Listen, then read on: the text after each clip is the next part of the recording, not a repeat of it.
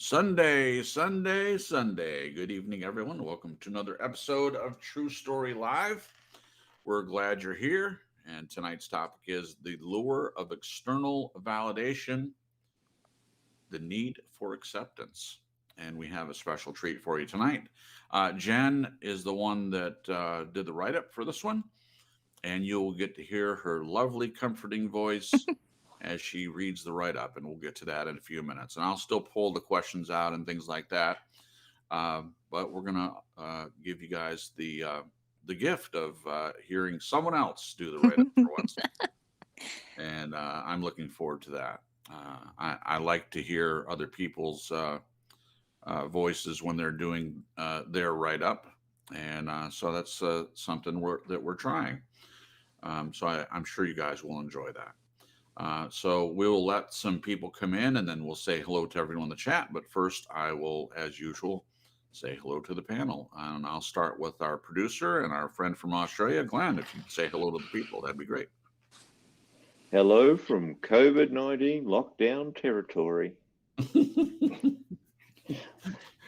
it locked down again? This is the first lockdown we've had. Oh, yeah. Again, for us, it would be if they did it again, but not for you because they didn't lock it down before. No, we don't have any cases here, but they're just doing pretty much the whole state. And of course, Sandra is totally devastated. Her ballet classes have been cancelled. So. Oh, okay. Yeah, right. Did you say ballet? Yeah. Go, Sandra. That's my little joke for the morning. It's a little joke. Yeah, there it is. Thanks, Grips. Yeah. Okay. Yeah, that's good. Well, we're glad you're here, and thank you as usual for producing the show and putting everything together for us. It's really a great help. So we're just always grateful. I think it's important to let people know how important they are, and it's just very important to us because if we didn't have someone producing the shows, then it would probably be, well, not probably, it would be very difficult to continue on. But yeah, so also we'll hear from my wonderful, courageous wife, Jen. Jen, say hello to the people. Hello, peoples. So glad to be here. I'm excited about tonight's topic because it's something I struggle with personally. And doing a lot of learning and growing, it's just very, very hard. So, and I'm just really glad to see everybody in the chat. Thank you, Glenn, for the producing, and Jason, thanks for stepping aside for this one Sunday so I can do some reading. Reading. Absolutely. Absolutely. Yeah. Okay. So just I'm getting my script up here, my write up or Jen's write up here. And I've got like 3 or 4 of them open. So I'm trying to find the latest. There's the latest one. Okay. I'm all good. All right.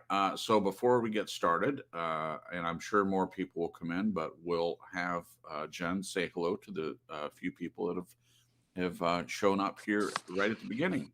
Yeah. So take a second and say hello to the people in the chat, please. Peoples. All right. We've got Mr. Joel. He says, hey, y'all. Much love. Right back at you, man. We got Celine's Cooking Corner. Celine has been busy, girl. She's been doing cooking and also working out. She's got a working out Instagram. Yeah. She's making the fur fly. Celine's Cooking Corner. I saw her making a pizza, I think, earlier today or yesterday. So how do people watch that if they have an interest in that sort of thing? I think she's got a YouTube channel now and also an Instagram. Okay, so if you're interested in learning how to cook, then or how to work out, yeah, stop by Celine's. Working out after eating the cooking. Yeah, stop by Celine's channel. There you go. That's a good pairing. Okay. Eating and working out. Yeah. And we've got Debbie. Hey, Debbie. It's always great to see you, girl. Believe on the Lord Jesus Christ is here with us. I'm trying to say great and glad to say glad to see you. Glad to see you. Yeah. Great to see you. And that's everybody so far.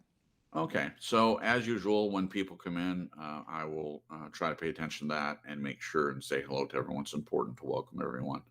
to the Awesome. show. And guys, if in the chat, if anyone comes in that you don't know or appears to be new to you, if you could say hello to them, I would greatly appreciate it. All right.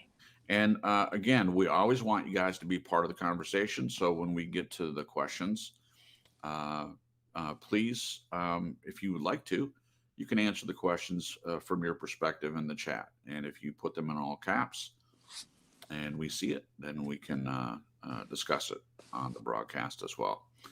Okay, so just as a reminder before we get going, we are still having our Tuesday Discord meeting, and I will post that link in the chat toward the end. I always try to do that at the end for those of you that don't have it, but we start at 8:30 Eastern last night. Annette showed up, and we had a nice long conversation with her. Cool. And so anyone that wants to come in can. We're happy to have you. So everyone's welcome. Awesome. By the way, that's not recorded. It's not a broadcast or anything. It's just a conversation. So Yeah. we'd love to see you. All right. Helene, see, let me say this right. Meckel? I don't know. I hope I'm not botching your last name. Helene, I think I got that part right. So welcome. Hello, Helene. This may be your first time, and we're just glad you're here. So please feel free to talk to anyone in the chat and just enjoy yourself. Oh, it's her friend, Debbie's friend. Well, Cool. Debbie, thank you for bringing a friend. I appreciate that. I always ask that at the end of the broadcast because we don't advertise or anything. It's a beautiful name, So Helene. thank you, Debbie, for reaching out to someone. We appreciate that. And you're very welcome, Lee. Okay. All right. So without further ado, tonight's topic, the lure of external validation, the need for acceptance. I'm going to hand it over to Jen to do her write-up. All right. Breathe. Breathe. You got it. All right. Are we who others say we are? Are we what we put on social media? Are we who we think people see us as, or are we who we say and believe we are? Where does God come into all of this? As infants and toddlers, we are taught to seek external validation. It is how we learn and grow when we are small. We mirror others and look to them to see if we did something correctly. We search their faces for a smile and we wait to hear their words of encouragement and acceptance. At some point, we should be taught how to let go of external validation and find our validation internally. For believers, that means self-acceptance through God as well. This is such an important topic to me because I'm still, at age 40, trying to disentangle this inner need to get external validation or acceptance from others while I'm trying to learn internal validation. It is maddening, like breaking a deep mind programming. Our first quote is from Jim Carey, and it says, "Your need for acceptance can make you invisible in this world." The quote above by Jim poses a great question. Does needing external approval make one invisible? How is that so? Is one's need for external acceptance an armor of sorts? If so, how do you think that is? Where did you get your validation from as a kid? Parents? Teachers? Friends? Our eyes are not viewers. They're also projectors that are running a second story over the picture that we see in front of us all the time. Fear is writing that script, and the working title is "I'll Never Be Enough." In what ways have you, chat, felt like you've never measured up? Glenn? Jason? Me? We'll get back to that. Yeah. How does one switch from external acceptance to internal or self-acceptance? Come on, Glenn, lay it on us. This is our next quote. If you live off a man's compliments, you'll die from his criticism. And that quote is by Cornelius Lindsay. Today I ran across an amazing TED Talk related to this topic, and the link is below in blue. Leah talks about her ever-hungry need for external approval. She says, "My breaking point? The way I was always making decisions. It was not sustainable. The reason I knew that was because of how hard I had become on myself. Always seeking, always evaluating, always pushing, always comparing. And yet, I was always coming up short. Something must change. So I started asking myself, what do I care about? What actually matters to me? If I was not always worried about what other people thought, what might I be doing? What lights me up? When Leah Pearlman, who's the author of this TED Talks, went from a job in tech to being an artist, she said this: "It's what I found myself doing when I wasn't telling myself I should be doing something else." Mm. Our next quote: what makes people weak? Their need for validation and recognition, their need to feel important. Don't get caught in this trap. And that's by Paulo Coelho. And I can't say it like Jason does with his accent. Qualo, qualo. With regard to social media, it seems the more approval we get, the more we need. How could this turn into a problem? If we are getting our approval from inside us and God for believers, wouldn't or couldn't that mean it is unlimited? Seeking others' approval, is it self focused?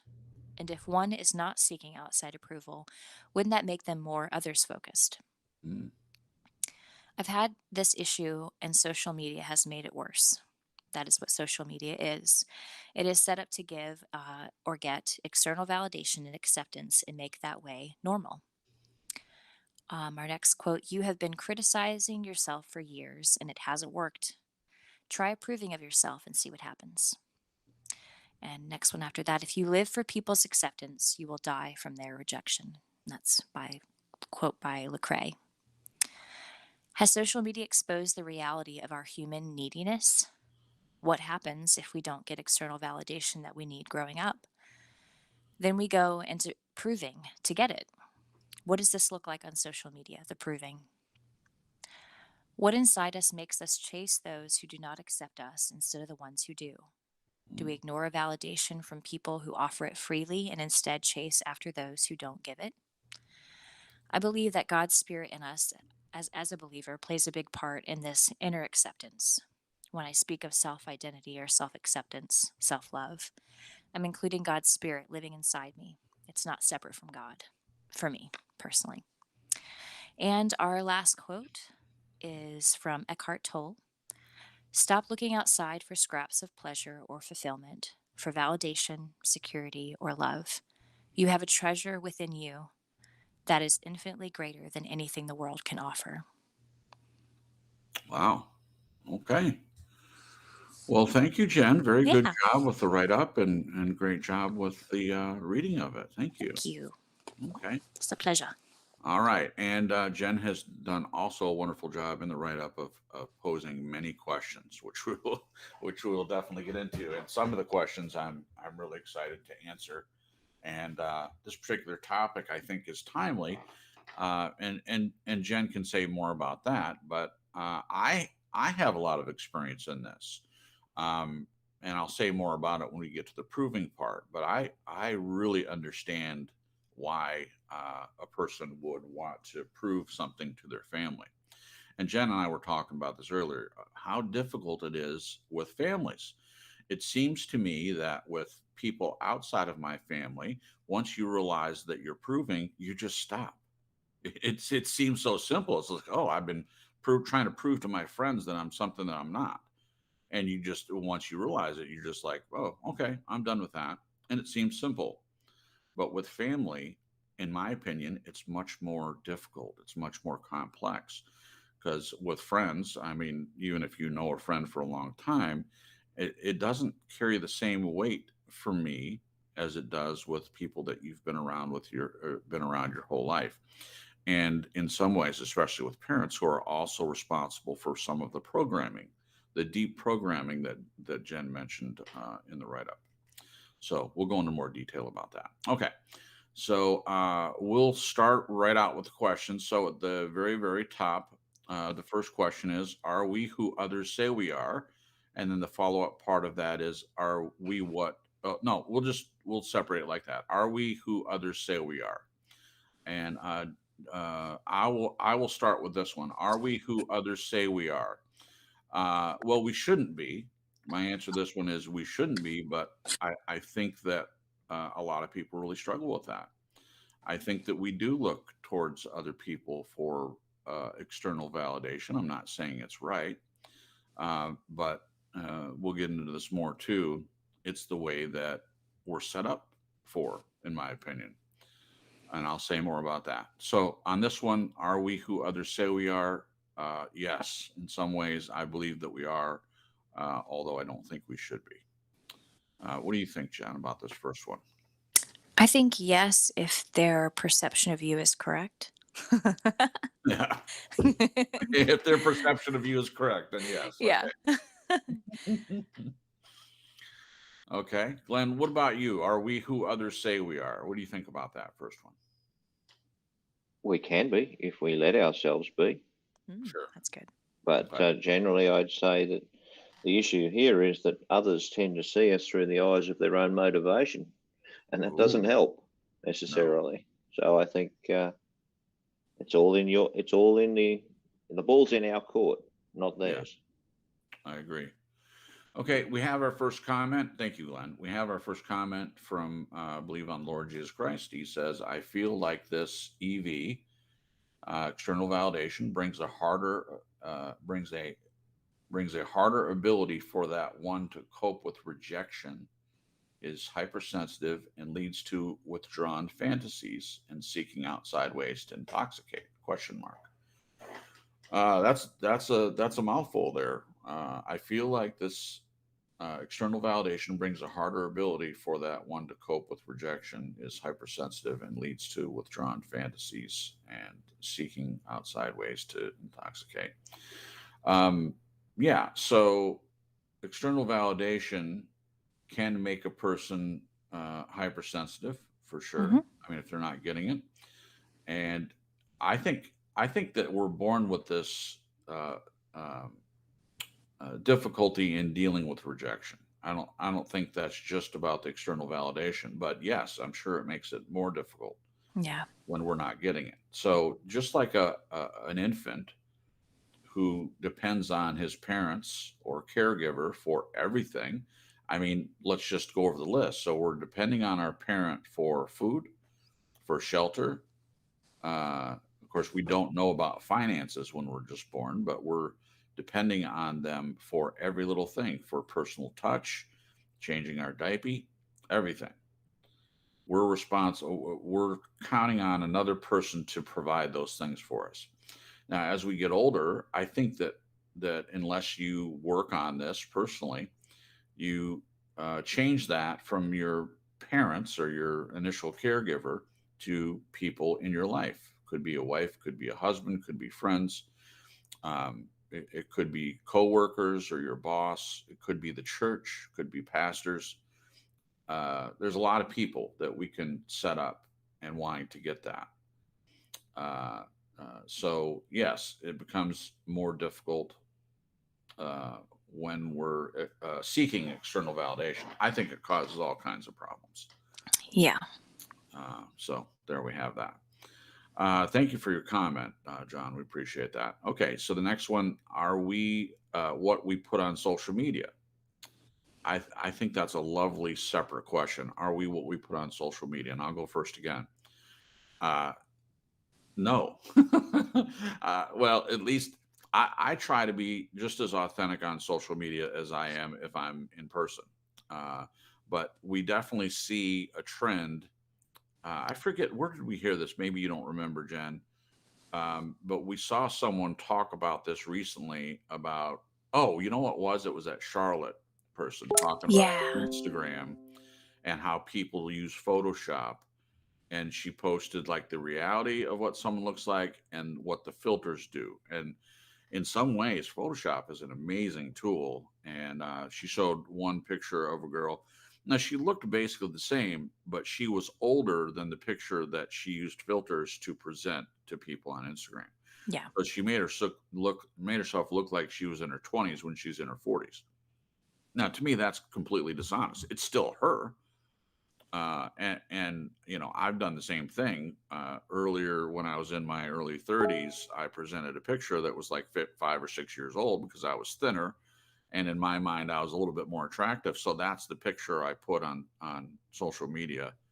uh, it's still me, but it was technically a lie about what I looked like at the time, hmm and someone actually called me out for that.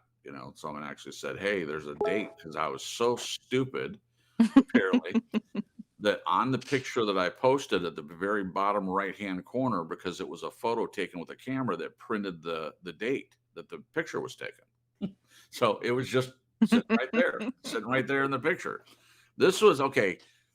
It was the early days of my social media experience, so I'm way more Extravaganza. seasoned. Yeah, I'm way more seasoned now. I would not neglect to see that mistake on there if I was ever going to do that again. Anyway, are we what we put on social media? I say that most people are not. I think that most people put their best foot forward, and that's in a way what social media is created for. It's created to get likes and loves and comments from people, sometimes strangers, sometimes friends and family. But people will take a trip to France to see the Eiffel Tower, and instead of them enjoying the experience of looking at the Eiffel Tower themselves and immersing themselves in the beauty that people say France is, instead they're taking a picture with their backs turned toward the very thing that they're wanting people to be excited that they're experiencing. And it's a picture of it's a selfie. It's a selfie that they post on social media where it just seems like they're more into the picture and getting the likes on the picture than they are enjoying the actual experience that they put their hard-earned dollars into to be there for. What do you think, Jen? Are we what we put on social media? I think not wholly. I think there are some people that get on social media and are complete liars and nothing that they post is true. Right. But I think a lot of people, majority, they cut and splice the ugly things or the hard things. It's different from person to Yeah. person. But they just, like you said, put their best foot forward and Yeah. uh, post a lot of happy, frilly stuff. Yeah. And it's interesting to me because I know there are some people that post more tragic stuff, Yeah. and some people do it for attention.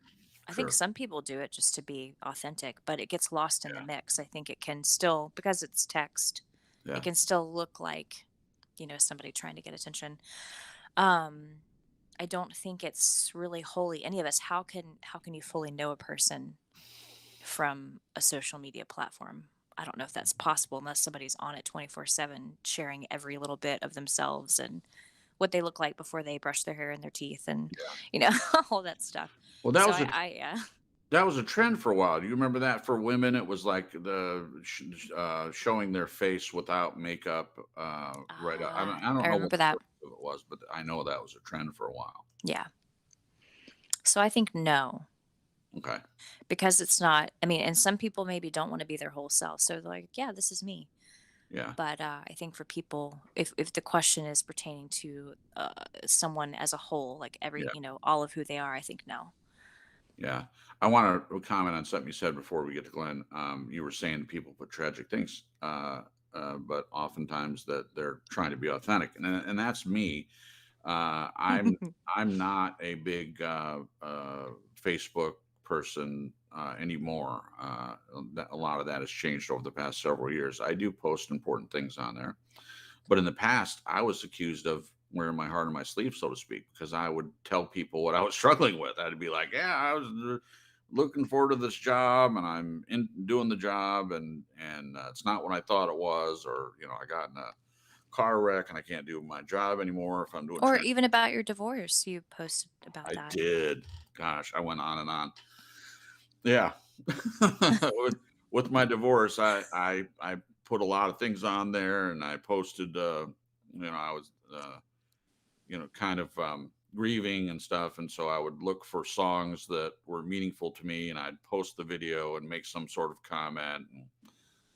One for the Road, I remember one of them that was the most moving for me at the time was Frank Sinatra, One for the Road. And it was an actual video before videos even existed of Frank Sinatra going up to the bar. And I think the bartender's name was Joe. And there's a little bit of dialogue and stuff. And then he's just sitting there smoking a cigarette and drinking some Jack Daniels, just talking about One More for the Road and bemoaning the loss of a relationship. And at the time, that was how I felt. And So most of the things that I posted, it wasn't for, I mean, sure. Is there an element where a person wants some attention? Yes. I think you'd be lying if you said that you don't ever want anyone's attention. You certainly want attention, but for me, it was sharing my struggle. And I believe in that because if you share your struggle, then when things go better for you and you share your success, people will say, "Wow, man, I remember when this happened, and I was praying for you, or I was hoping things got better, and now it has gotten better." And because they've been there for the struggle, they get to celebrate the success with you. And for that same reason, when I shared about my divorce, I definitely shared about when I met Jen. I don't think I went over the top with it, but I definitely shared it. And there were many people that said, "See, I knew it'd work out for you. You know, you were really upset with your divorce and understand that. But now look at you, you know," and they were celebrating with me. And that's, for me, that's the purpose of it. There is no other purpose. You know, for me, it's not just for the likes and all that, it's to share my struggle so that I can share my success. But I'm sure not everyone does it like that. Okay, Glenn, what do you think? Are we what we put on social media from your perspective? Some are, some aren't. Social media doesn't really suit my personality, so I That's for really sure. can't answer definitively. I don't like it particularly. I'd be more oriented to private, to doing stuff privately than on social media. So Sure. yeah, it's one of those questions that are it's a bit nebulous for me. Thanks. Yeah. Okay. Yeah. Do you, let me have ask a follow up question. Do you think it's sort of cultural? Like, are Australians not as much into social media as Westerners, or do you think there's really no difference? It's just you personally uh, are not into social media. I'm really ignorant. I don't know the habits of Australians as compared to people that live in the States. Well, we are Westerners. You got that wrong. Okay. Um, I don't think it makes a lot of difference. I don't think it's cultural. I think some people have got an inclination and derive a lot from social media, like people who keep in touch with family, friends. For Right. them, it's communication. Other people use it for us, telling their life story and Yeah. spilling their guts about every single thing that happens to them. Well, that, to my mind, is Sure. the opposite to how I would do it. So Right. no, I think it depends on the individual. I think Okay. I think it's probably stratified across generations, like age dip. I think Oh certain yeah. age groups tend to share in different ways and Yeah. become more involved in. Like the younger generation, obviously embraces social media Sure. to a much fuller extent than the 85s plus. Yeah. Yeah. Thank you, Glenn. We'll Thank you. say hello. We'll say hello to Rachel Menifee. Welcome. We're glad that you're here. Thank you for coming by. All right, the next one is: are we who we think people see us as, or are we who we say and believe we are? What do you think, Jen? I'll go to you first on this one. This is where I struggle. I feel stuck in between the two of these, and it's like a seesaw. Um, Yeah, sure. and sometimes I'll go a long way, just a long time, being in a good place. But I think sometimes it's hormones, sometimes it's maybe something that's happened or that's making me question myself or whatnot, where I'll tip into um, this old pattern of mine, this thinking pattern of it's almost like being hyper vigilant of what I think other people think of me. Hmm. And it's like a hamster wheel. It's sometimes I wish we could record our thoughts, sometimes not, um, but I can just hear myself. It's just this ruminating. Um, what if they think this, or what if they Yeah. think that, or and sometimes my physical body, like whether it's anxiety or Mhm. sadness or whatever, starts reacting to these what ifs, Sure. and that's not healthy at all. No. And I kind of grew up learning this way.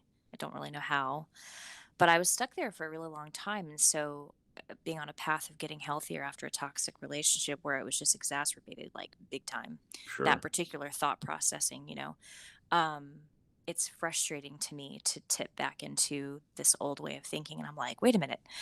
I thought I was past that. Right. What What am I the heck's doing? going on? Luckily, I have an amazing husband who reminds me of what I've been through and to give myself grace. And that just really, really helps. But I'm working on my own self affirmation, giving myself grace, reminding myself what I've been through, what I grew up with, the whole programming thing, Hmm. and just affirmations of who I know myself to be. This kind of Yeah. goes into the next question, but who does God say I am, and Right. who do I know myself to be, which doesn't add up to these ideas that are kind of flipping around in my head. Okay. So, Great. yeah. Thank you, Jen. I'm going to say a quick hello to Nathan Gruber, our friend from New Zealand. We're glad to have you. Of course, he says he's very busy and can't stay long, but we're glad to have you in here as long as we do. So, hello to you, my friend. And also, hello to Cleveland Browns Girl, who says, hello, Helene. Hi, Mom. Becky. So, welcome. I haven't seen you around before, so we try to welcome everyone new. And you may have come in because of Helene, it looks like. And we're glad to have you both here. So, thank you. And we hope that you enjoy it and feel free to talk in the chat. And I hope you're made to feel welcome when you're in here. Okay. Debbie's daughter, Becky, is here. Oh, my daughter Becky. Okay, Debbie, you just brought a bunch of people in here. We're glad. That says a lot, Debbie, because you're here all the time. You're in the beginning and the end, and I'm assuming that you listen. And we're glad to have you. So we appreciate you feeling good enough about the show to bring your daughter and to bring a friend. That's very meaningful to us. So thank you. You have our gratitude. We appreciate that. Okay. All right. Are we no? Are we who we think people see us as, or are we who we say and believe we are? I liked your answer, Jen, and I would agree with you that it changes from time to time. I'm sure it is like a seesaw or teeter totter, depending on what part of the country you grew up in. Yeah. It's up and down. Yeah, I would agree with that. Obviously, the goal is to be who you believe you are, and not take into consideration what other people think of you, because Hmm. who other people think you are isn't always accurate. As Jen was saying earlier, well, if it's accurate, well, of course, if it's accurate, then great. But a lot of times, and I'll take what Glenn said. Glenn said it's, and I'm paraphrasing, it's when other people think of you, it's by whatever their own motivation is or whatever their agenda is. That's the way that they see you, and that can be very skewed. It depends on why they're thinking that way about you. So the goal is to be who you believe you are, and to take your cue from that, how you see yourself. Now, people could take that a lot further and say, well, if you're a narcissist and you're looking at yourself as this great thing and you're really a jerk, then that's not a good thing. Okay, so Mm. what we mean is in a healthy way, looking at yourself honestly and authentically, and believing that about yourself, not in a narcissistic way or a self-absorbed way. I'm sure if you're listening to the show, you know that we take a pretty firm stand against that sort of thing, against Yeah. narcissism and being self-absorbed. So, but I just wanted to clarify that one part. Okay, Glenn, are we who we think people see us as, or are we who we say and believe we are? What do you think? That is a very open-ended question. It's probably got a few directions you could go with it. Sure. And I'm pretty consistent on how I approach this topic. Yeah. I would say we are who we believe we are, but on the other hand, if we can connect with authentic people who can, when they feel it's appropriate, they can point out aspects of yourself that could be bettered, but in a way Yes.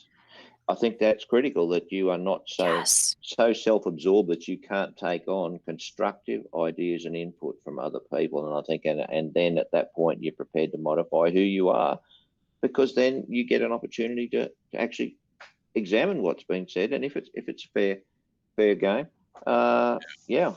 Exactly. Yeah. Someone just came to the door. I just have to go for a couple of minutes, Okay. so but I'll just put Okay. myself on Thank you, mute. Glenn. But I think Yeah. I've answered it. Thanks. Okay, Thanks, you Glenn. have. Thank you, Glenn. That was a great answer. It was a great answer, and I agree with that. So if you have people in your life that you trust and you're presenting yourself to them, it makes sense to take on board their opinion of you. It's like having a safeguard to prevent you from being self-absorbed. People Yeah. that know you, that recognize your behavior, and are willing to come to you and say, "Hey, Jason, you're acting a little arrogant," or your comments the other night, they made me a little uncomfortable. And I know it's not who you want to present yourself as, but here's what I heard, and then they will tell you. I think that's very beneficial to be in that situation. So thank you, Glenn, for your answer. And Helene made a comment in the chat, and it seems so super simple, but this is as believers, this is what we're looking for. And she says, "I am who God made me to be, just being myself." I love that. That's great. That's what we want, I believe. That's what we're shooting for. And Yeah. It's the that goal. leads us right into this next question. Where does God come into all of this? Jen, what did you mean by that question? Where does God come in all this? I'm gonna circle back around to the lower and the right up just because it plays into this particular question. Okay. You know, we've said many times on the show, and we've broached this particular topic with when it comes to like self-love and God, how that fits together. Mhm. Because there's some scriptures that seem to contradict it, and then other scriptures that seem to back it up. And so you have to kind of know context of the chapters, who's writing it, who it was written to, that kind of Mhm. thing. Yeah. Um, but I was thinking about it today, and I thought, with God being a believer, with God's spirit living in us, this temple that we call a body, or this body that we call a temple, could be either Mhm. one. Yeah. I do believe that when at least I speak of self-love or self-acceptance, it's integrated in with the Holy Spirit and Mhm. who God says we are in Yeah. the Bible, and who He says I am. That kind of thing. Yeah. So I think that's exactly where God fits in it. And I know for me, growing up, I don't know where I picked this up, but I was very almost terrified to come in, like to slip into being a person that was self-absorbed or narcissistic, or just haughty or big head or Yeah. whatever. And I don't know why. I just was very hyper vigilant of not Sure. going there. And I think I swung to the other end of the spectrum and Yeah. just made myself smaller, Right. which in a way wasn't healthy. But I know for me, God's Holy Spirit living in me and abiding in Him as He abides in me, He safeguards that. He keeps me from going there. And I've heard many stories from people where when they start to go there, it's just amazing how God will humble us. Yes. Oh my gosh. I have this one story of my mom traveling for Christian Women's Club, and she was sharing her testimony. And I think she kind of got a little puffed up in herself, just a smidge. And she was thinking, wow, that went really well. And, I did a good job. And uh, I guess maybe it was going in a certain direction. And she was stepping off of the stage and she fell. She was Oh okay, but it was just one of those times where she kind of had to laugh yeah. because it was humbling. It's like, Yeah. Sure. Take a oh spill. That's man. what I thought Yeah. for Yeah. sure. So, what about you? What do you think? Yeah, well, I like your answer, and I'm going to kind of play along the same theme, and also the theme that Helene put in there. Yeah, the goal is to let God define you uh, Yeah. as a believer, and what we mean by that, instead of being self-absorbed, you're using His Word and using a relationship with Him to let Him form you into the version of yourself that He wants you to be, and not just the who you want to be. Yeah. And if those two things match, then great, you're in the right place. If who you want to be is who God wants you to be, then That's in there's His nothing, will. yeah, Yeah. there's nothing else to say about that. Then you're right. You're right smack dab in the middle of His will. I believe that He, as believers, we're His sons and daughters, and as Paul said, we're to be made into the likeness of Christ, and that's part of what that relationship with the Holy Spirit does. It's to change us, to mold us, to form us. We're to be malleable like clay, in the potter's hands. Yeah. That's an analogy that I really love, and it's a prayer that I pray. Help me to be malleable. Let me be clay in your hands. You do with me what you want. and to pray that, I'm not afraid that he's going to make me into some creation that I'm not going to like. I trust that he knows me better than I know myself. He knows what's going to happen in my life, and so I trust him to mold me. And I'll use an example of that. Jen, all the time, she's very good about telling me what a great husband I am, and I do not get big headed about it. And I believe that's a blessing from God. It's something that he reminds me, but because I know me, like I know what I've struggled with in the past. I know times in my life when I've been a jerk to people, or have been a version of myself that I didn't like. So when I see how I react to Jen and I see her responding to that, I know that it's God forming me. He's used my experiences in the past. This is what I always say to her. He's used everything I've been through, all my struggles, all my triumphs, all my challenges, to make me into this person. It's not like I woke up one day and, oh, insta husband, great, awesome husband, all of a sudden. That's Are not you it. sure? I'm I just am kidding. quite sure. Yeah, I'm quite sure. That was funny. So it's meaningful to me that my wife thinks I'm a great husband, and I give all the glory to God for that because He has made me into that. Now, here's our responsibility. This is what I believe, and this is my opinion. It doesn't have to be your opinion, and you don't have to agree with me. But I believe that yes, Christ does it all. He does all the changing. The Holy Spirit does all the work, but we have to participate in that. He can want to do all the work, and we, cross our arms over our chest and say, I'm not gonna participate. And he doesn't force us. He is a gentleman. He does not force us to respond to his calling. Yeah. He doesn't do that to anybody. We're not robots. We are not slaves. We're not automatons. So what we do is we respond to the calling that God has on our life. We respond to the calling of salvation. And when we do that, we also respond to deciding to walk in the Spirit rather than the flesh and allowing Him to make changes in us.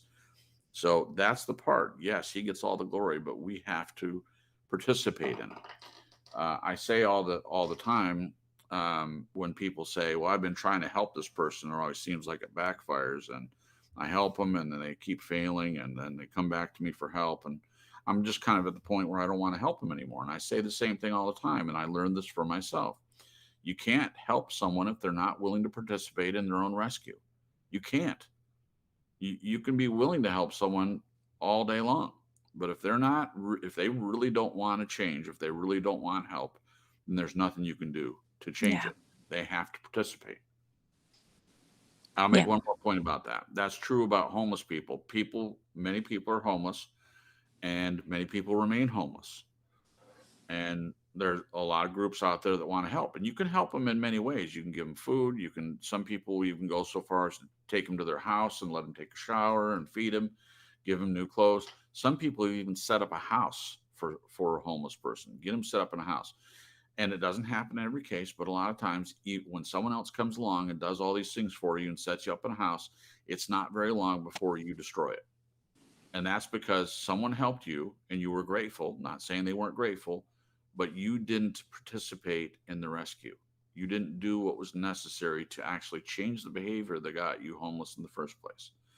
And I'm not saying that everyone that's homeless did it because of decisions they made. I'm not saying that. I'm just making a general point about participation. You participating, if someone's trying to rescue you, you have to want to be rescued.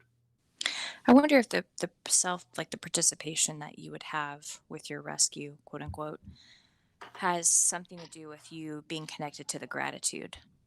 Oh, Like maybe if someone's doing it for you, there's not this gratitude. wow. I mean, I'm not saying that's all the cases because I think there's been times where people have stepped in and helped me, and I wasn't a part of the rescue, Right. and I was still incredibly grateful. So that is possible, but Yeah. it does make me wonder that if the like you said that not being a part of it, not participating, has something to do with it being taken for granted. Yes, I believe that that's an excellent point, and I believe you can take it for granted. And Yeah.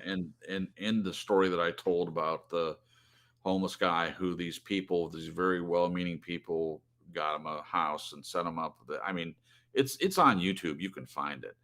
But they bought him a couch and a bed. And they're going through each room and they're saying, "Oh, we got you this, and we got you a TV with a gaming system." And I mean, they went way over the top. It was more than just shelter. It was a lot of stuff that they did for this guy.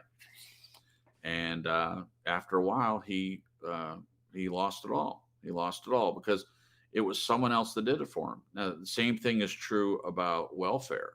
Welfare is a system that's set up because of the depression, and it was meant the intentions behind it were good. They meant to help people that were really struggling. And some people, it really did help them get on their feet for a while. Same thing about the stimulus. The stimulus was set up in place to help people, give them checks because, well, it goes into a whole different conversation. They created the problem in the first place, and then they come in as a rescue. And that's what is that dialectic? What is that, Jen? It's the oh gosh. Hegelian Yep. dialectic. Yeah. Yeah. So basically, what that means is they create the problem in the first place, and they cause problems for people, and then they come in and rescue, and that is a form of mind control. And so, but anyway, these programs were set up to actually help people, but now there are a lot of people, not everyone, but a lot of people, they take advantage of that system. Why would someone get a job? And this is the problem we're having right now. And this is a whole separate broadcast, but I'll just touch on it briefly. So, because they shut things down and people got used to not working and being at home, there, from what I hear, there's a demand in the market for employees, Mhm. and they're looking for a lot of employees, and they're not able to fill the jobs that are available. And that's because people are like, "Hey, I'm used to working at home. I've got stimulus coming in. I've got welfare. I have unemployment. Why would I go back to work? Why would I put myself back in the same system when someone's providing this for me?" Yep. And that's the problem. So where does God come into all this? For believers, God should be everything to you, and you should be looking to Him to define you and not looking to external validation and things like that. Easier said than done because, again, we'll get to this that we're born into a society where it's kind of set up. You're set up to fail in this area of being autonomous and being authentic and not looking for external validation. And we'll get into that right now. Okay. I don't know if Glenn is back, but this. Yeah, I'm here. Yes. Okay. Where does God come into all this? And I realize that this is more difficult for you, not believing in God. But I'm interested to see how you would answer this question. Where does God come into all this? With the God hat on. It's not difficult. I just put the other hat on, as Jen said.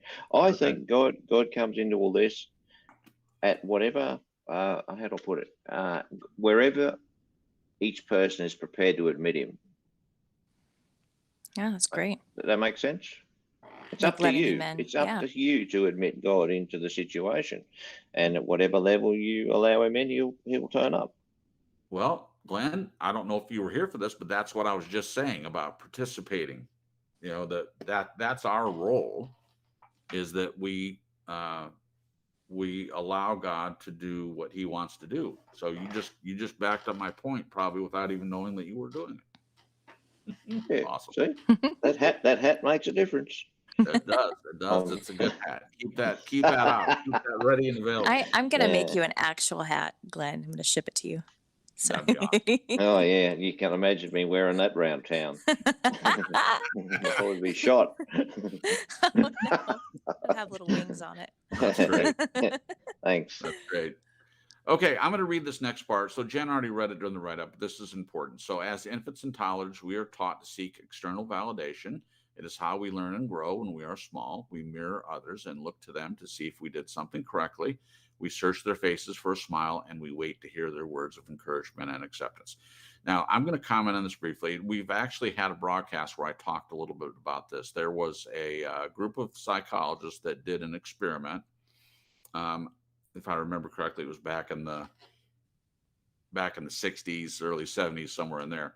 But this went on for decades, this experiment. So what they did was they took a toddler, maybe they don't speak very much yet, just they're I don't know, a couple months Making old, noises. making Yeah. noises and stuff. And they took parents who were normally very involved with the child, And the ones that I saw several, there are videos out there if anyone's interested in doing that, looking at these. But they had the parent pay attention to them several times, like, and the kids just smiling, and the parents like talking to them, and they're reacting, and they're giving them the rattle, and that's, you want the rattle, and it's like grabs the rattle and rattling and smile and stuff like that. And then they had the same parent go in and not pay attention to them, to be in the room, to be where the infant could see them, Yeah, and sitting have across just from a them. plain look on their face. No smile, no emotion, no nothing. And you could see the child start out. They're trying to get their attention, just like Jen says in the write up.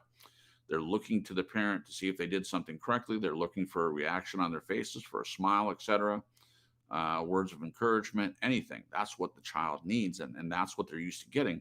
And when they told the parent not to react to the child, you could see that before too long, in most cases, the child started to cry, started to get angry, started to try to get the parents' attention, and they would not give it. So what does that say? What does that experiment, what are they trying to prove? They're trying to prove that the parent is way more responsible for everything that the infant needs than we think. I mean, some of it's obvious. Yes, an infant cannot change itself. It cannot feed itself. It cannot provide for its needs. It cannot get the personal touch, the hugging and the cuddling and all that. It needs that from the parent. So, what happens to a child when they don't get any of that? Uh, they are put into a place. We start out right from the beginning needing external validation. And we'll say more about that, because we're going to make the point that we get it from everywhere. We every part of society teaches us to get this external validation, to desire this, and we'll go into deeper points about that. So at some point we should. Well, does anyone want to say anything about that? About this last part, infants and toddlers were taught to seek external validation. If anyone wants to comment on that before we move forward, you're more than welcome. I'm good. Okay. At some point, we should be taught how to let go of external validation and find our validation internally. What a great point. For believers, that means self acceptance through God as well, which we've kind of touched on. This is such an important topic to me, because I am still at age 40 trying to disentangle this inner need to get external validation or acceptance from others while I'm trying to learn internal validation. It is maddening, like breaking deep mind programming. And I want to comment on this. Jen saying at 40, well, I'm at 52, and I still have aspects where I'm still working, at least with my family. Not so much from outside my family, as I mentioned at the top of the show, but certainly with my family, I still have to be very, very careful how much external validation I feel like I need from them, because there's still a part of me, because of my own programming, because of the way I brought up. Like, okay, for instance, biblically speaking, God talks a lot about the blessing, and He set it up as far as the Jewish people. The oldest son gets the blessing automatically. They're the firstborn. They get the blessing, and at some point before the patriarch dies, he gives that blessing and passes it along to the firstborn son. It's all right there in Scripture. You can read about Jacob and his sons, and or I'm sorry, Isaac and his sons, and Jacob and Esau, and how Jacob stole.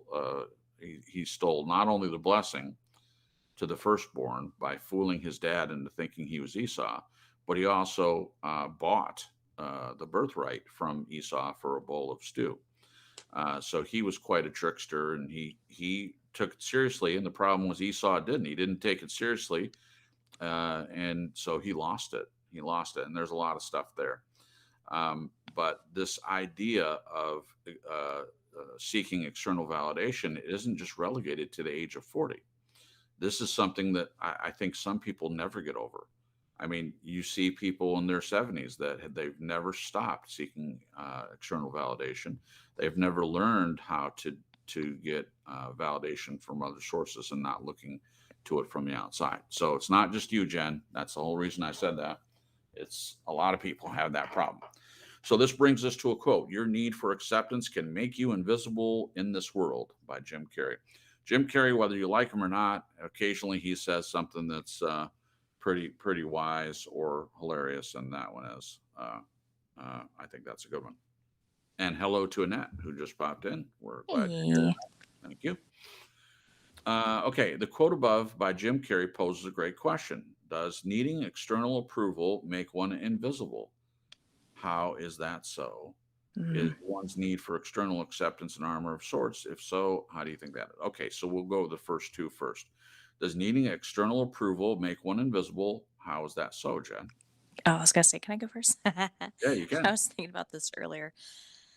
Kind of depends what I feel like when it makes someone invisible, it's because it's from the people that need the external validation and are willing to be a chameleon or twist themselves into what they think Mhm. other people want in a friend or a family member or a girlfriend or a wife or husband or whatever.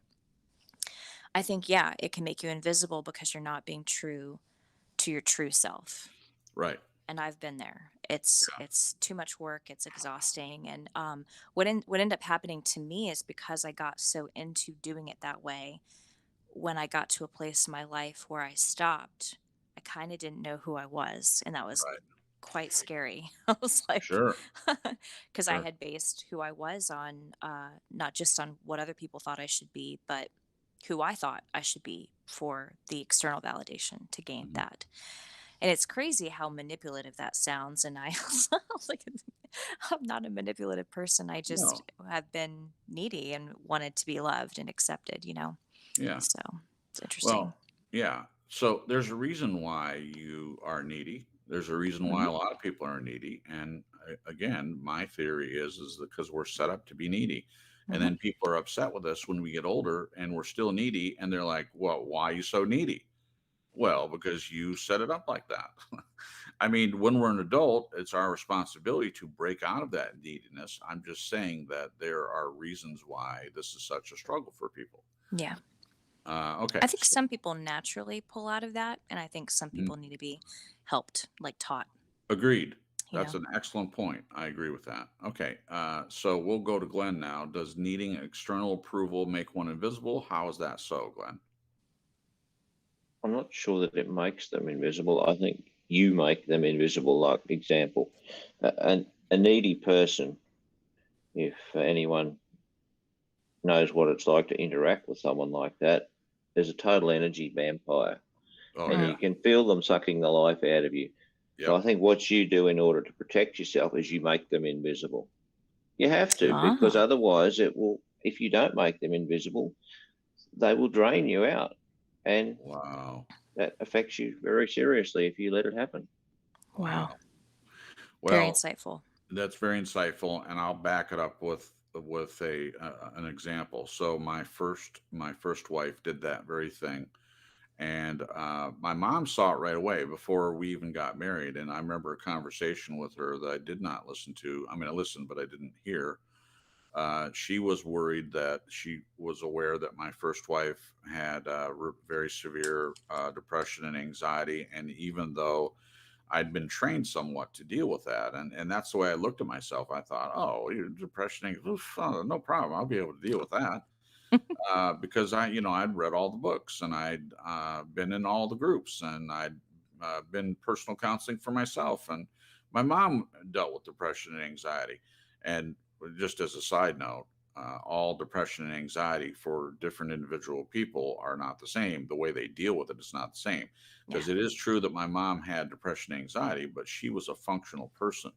She still went to work. She still, cooked and did laundry, and she was still participating in her life, even though a lot of times she would have moments where she would go and cry and get into her room and close the door and not want to be around people. But generally, she was participating in her life, where my ex was complete opposite of that. She would lock herself in a room and all the lights shut off and no sound, and put the fan on and just be in there for hours and hours and hours.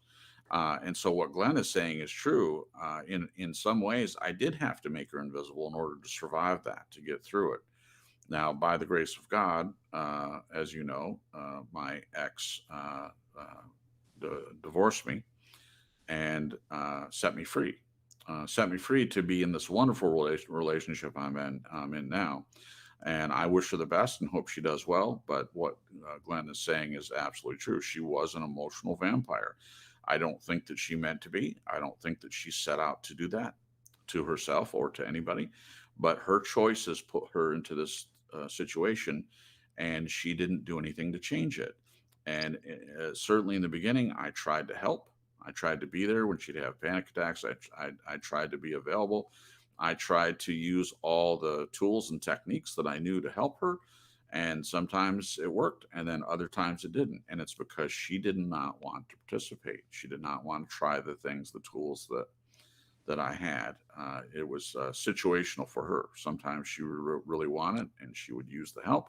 Other times she would just choose to lock herself away, and it did sap my energy. So Glenn's comment was very good, and there's an example of how that works. Okay. All right. So does needing external approval make one invisible? I like Glenn's answer. I like Jen's answer as well. Um, yeah. So I just used an example of how that can happen. I think that external approval can definitely put you into a place where if you're seeking approval from others and you have no internal validation and you're not getting the external approval that you so desperately desire, where are your needs? Where are your wants and desires? What happens with them? What happens with the way that you see yourself? I think you essentially become invisible, whether you want to or not. That's what happens. That's Yeah. the end result. Okay. The next one is one's need for external acceptance and armor of sorts. What do you think about? And if so, how do you think that is, Jen?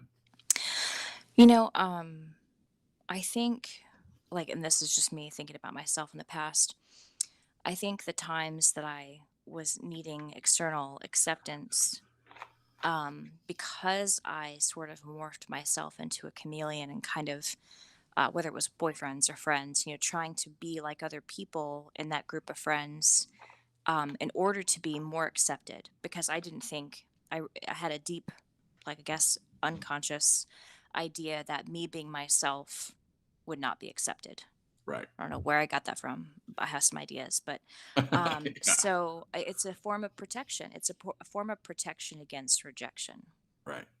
So yeah, I think someone needing that is a form of armor, and I think more times than I think it's very misguided.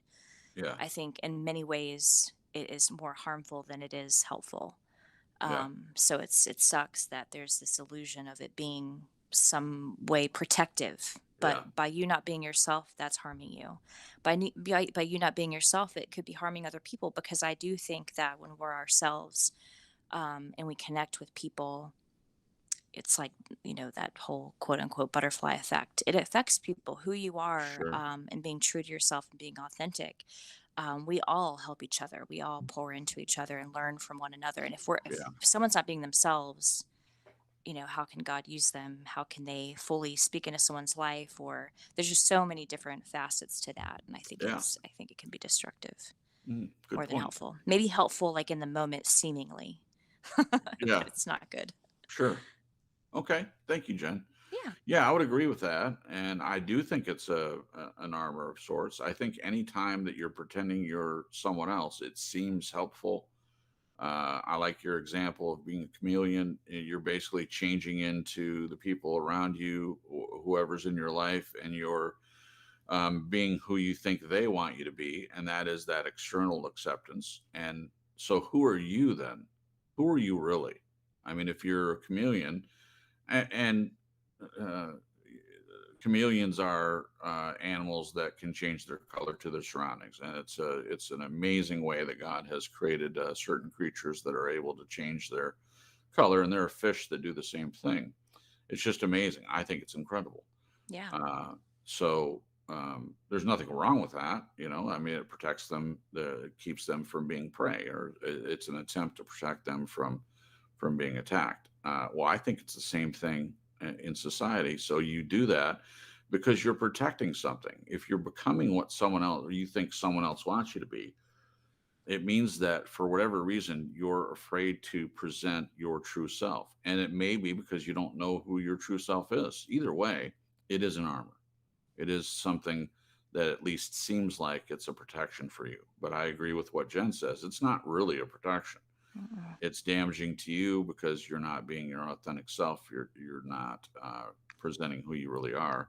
And if you continue to do that over time, and Jen can relate to this, I'm sure, then you lose yourself over time. I think Jen, you said that it was difficult when you wanted to change that. I'm paraphrasing what you said, but Yeah. when you wanted to change that, it made it more difficult and it was harder for you than it Yeah. would have been if you'd been doing it the whole time. If you'd Oh, been yeah. working on who you are and being your authentic self, it would have been Yeah. difficult. And I Uh, didn't even think about this, but one of the things you said made me think when you're in a toxic relationship, I know for me, I was a chameleon in that particular situation, and it was for survival and it was for protection because yes, of the responses I was getting when yes, I was trying to have autonomy. yeah, It was not accepted. no, And it stinks, because really and truly, I can see now. I'm not sure. I'm not a psychic, but I'm not you're God. not. No, Um, but there's parts of me that I wonder how things would have played out if I would have held on to who I was if I had known, because I don't think I did even. Um, you know what I mean? Or yeah, just tried to find out who I was in the midst of all that craziness yeah. and actually stand firm in that. Oh, But that wasn't really the case. I would love to comment on that. I think it would have been disastrous. I think that if you, so speaking, if you'd done that in your previous marriage, if you'd stood up for who you are and started to be yourself, I think he would have reacted violently to that, because he was trying to make you into what he wanted you to be, and as long as you played along with it, it was fine for him. But if you would have, Sometimes. yeah, sometimes if you would have fought it and you would have advocated for yourself, Yeah. he wouldn't have reacted well to And I that. think there definitely were times that I started to, or I tested the water and Right, tried, right, and it did not end well. And so I would right, retreat back into this, person that was, I'll try to be a mini right. you and this Yeah, cookie cutter idea of who you think I should be. yeah. And tell us if it works, Jen. Does it work? No, No, not doesn't at work. all. Okay. And it prolonged my suffering. Yeah, yeah. So That's generally what would happen. Thank you, Jen. Glenn, is one's need for external acceptance an armor of sorts? If so, how do you think that is? Yeah, I think it's an armor. If we look in a metaphorical sense, I would see it manifesting as a person who is or has a tendency to continually or continuously go on the defensive, Yeah, protect their position. So I think and we see these people, no matter what you say to them, they never want to accept anything. right. Everything is defense, defense, defense. There's never anything forward coming. So I think the armor is manifested, as I said, as going on the defensive, and that's what puts the wall up. Yeah. yeah, Yeah, and the wall too that Glenn mentioned. The wall is a protective shield that again it keeps whoever you are, whoever you really are inside. It keeps it behind the wall. It keeps you safe, supposedly. But the problem with that is it's isolation. And we are social creatures. Whether you believe God created us or whether you believe evolution or whatever, however you believe we're here, I think everyone agrees that we're social beings. We're not meant to be in isolation, and they've done experiments. They're out there for you to find them if you're interested in looking at that, seeing how long someone can be isolated away from people, and they even would choose people that are generally isolated themselves for these experiments, and determine how long it is before someone goes crazy without any human contact. It's a very interesting topic to me, but they use it in prisons. They put someone that's already in prison, their life is already hard, it's not the best of times for them, but you put them in isolation and they will beg to obey the rules and beg to be out of isolation, and it's a torture. It's a means of torture to keep people without any human contact. So it's not a good thing. My whole point is that we're made for social interaction. So if you're building a wall around yourself, you're isolating yourself from others. And even if you're in real time, you're actually around people. If you still have that wall around yourself, it's not a good thing. It's not a healthy thing. And it's a false protection, in my opinion. That Okay. was beautifully said, by the way, because I think, and I might be being redundant here, but when you're not being yourself, you're not having connection you might be connecting with people that are authentic, but you're not authentically connecting with them because you're not being yourself. Yeah. So in a way, like you were saying, you are in a type of isolation and it's Yeah. not healthy. Right. Thank you, Jen. I appreciate that. Okay, now this is what I've been waiting for. So I had mentioned this at the top of the show, but here's the good question that I like. Where did you get your validation from as a kid? Parents, teachers, friends. I would like to go first on this. So my theory was when Jen was working on the write up, I was kind of making this point and thinking about it.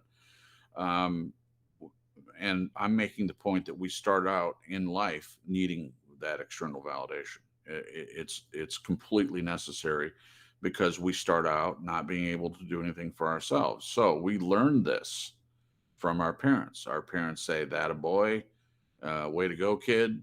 Good job learning how to use the bathroom on your own. High fives all around. Uh, way to go! You did your first day of kindergarten, by yourself. Who's a big boy?" And then from teachers, oh, you got your numbers right, you got your colors right. Here's a silver star on your chart. Here's a note from the teacher to show your parents how well you're doing. And then it continues from there. Well, here's a report card. Here's how the kid's doing. He gets along well with others, and here's where he needs help. Here's where he's doing well. A's all the way down, or B's or C's or D's or F's or whatever the case may be. That's that external validation that you're getting from the school. It happens in sports. Yeah. So you try out for the team and you make it, and then your coach is the one that's giving you external validation. Yeah, that was a good play. Yep, you need to hustle it up. Let's do better here in this area. It's external validation, and we get it from friends. You dress a certain way and you do things that your friends, it's peer pressure. You're getting that external validation. You're judging yourself by whether people like you, whether they want to sit at lunch with you in the cafeteria. Are you sitting alone? Are you sitting at the outcast table, or are you hanging out with the all the popular kids? The hierarchy of schoolroom politics and things. Yeah. Get it from that, and then you get it from relationships. The person that you're dating, well, you're getting external validation. Oh, you look great tonight. Just in so many ways, you are in a society where you get it, and you even get it from the government. I mean, you get it from the government wanting you to do certain things and participate in the census, that's coming around, and participate in, like when they shut things down, they expected you to put your mask on and stay at home and do what they told you to do. So that's, and when you did it, of course, there was praise for that. Not to mention, we are talking about social media. Oh my gosh, that's probably one of the biggest areas where we still get external validation. Yeah. Every like, every love, every response to your comments on social media is external validation. It's not coming from you. I mean, you might be the one that does the post, but you're asking when you post anything on social media, you're asking for someone to respond and someone to give you external validation. It's not a criticism. It just is what it is. That's that. And my point is, we are set up for this. We are born into a society where this is uh, prevalent, societally speaking. Yeah. And it doesn't matter east, west, whatever. It's even more stringent in the east. I mean, they grow you up and train you to be a worker bee. I mean, they're very, very concerned about what honor is a big thing in the east. Oh, you're bringing dishonor to your family if you don't do things the way they expect you to do it. It's all about an external validation, in my opinion. So some cultures are more focused on it than others, but in to some extent, we all face this idea, and we're trained and programmed to get external validation. That's my opinion. Okay, what do you think, Jen? Where do you get your validation from? Kids, parents, teachers, friends, or if you want to comment on anything I said, that'd be awesome. Okay. So I know growing up, I would say mostly kids and teachers. I did get some from my parents, but not as much as I feel like I needed when I was younger. So that was mine. Let me do a follow up. So I'm not saying you got it, but was there an expectation? Where am I correct in saying that we're kind of set up to need external validation? Yeah. Oh yeah. Okay. Yeah, definitely. I think there's some natural there, and then there's other that's like you're set up to need it or want it Right. at least. Right. Okay. Thank Yeah. you. Glenn, what do you think? Where do you get your validation from as a kid? And then if you could respond to my theory, do you agree or disagree that we are kind of set up to expect or need external validation from the outside? Yeah, I'm not quite sure about whether we're set up, but societally, probably yes. I'd have to think on that one a bit more because my view of it's a bit different generally. Where did I get it from as a kid? Well, my parents tried really, really hard. They were very loving parents, etc., etc. Good. But it didn't work because I felt extremely isolated and introverted as a child, and way beyond that as well. So as much as they did and tried, it had no real effect. I still felt like crap. Oh, okay. Yeah, there you go. Oh, man, that Can stinks. can you talk a little bit, if you would like to, talk a little bit about why you feel like you were isolated, or was that a choice that you made, or do you feel like what was the isolation? Okay. Well, this is a tough one.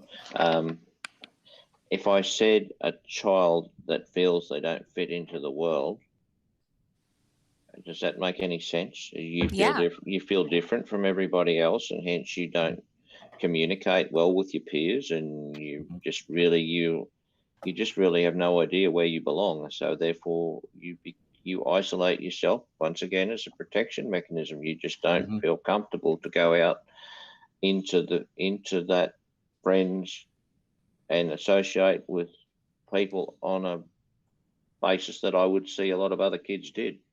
No, Yeah. I would tend to Okay. be withdrawn. Okay. Thank you. I Would appreciate Yeah. that. Glenn, were you afraid of rejection? Was it that kind of a thing, or was it something different? No, I think there's a part of my psyche that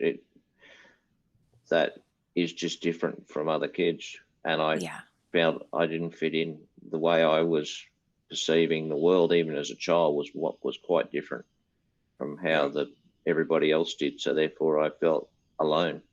Yeah. Yeah. Yeah. Yeah. Thank you, Thanks. Glenn. I Yeah. Thanks for sharing. No, you appreciate can it. any questions you got. I'm happy to try to answer. Yeah, that's great. That's a good attitude to have, especially on a broadcast.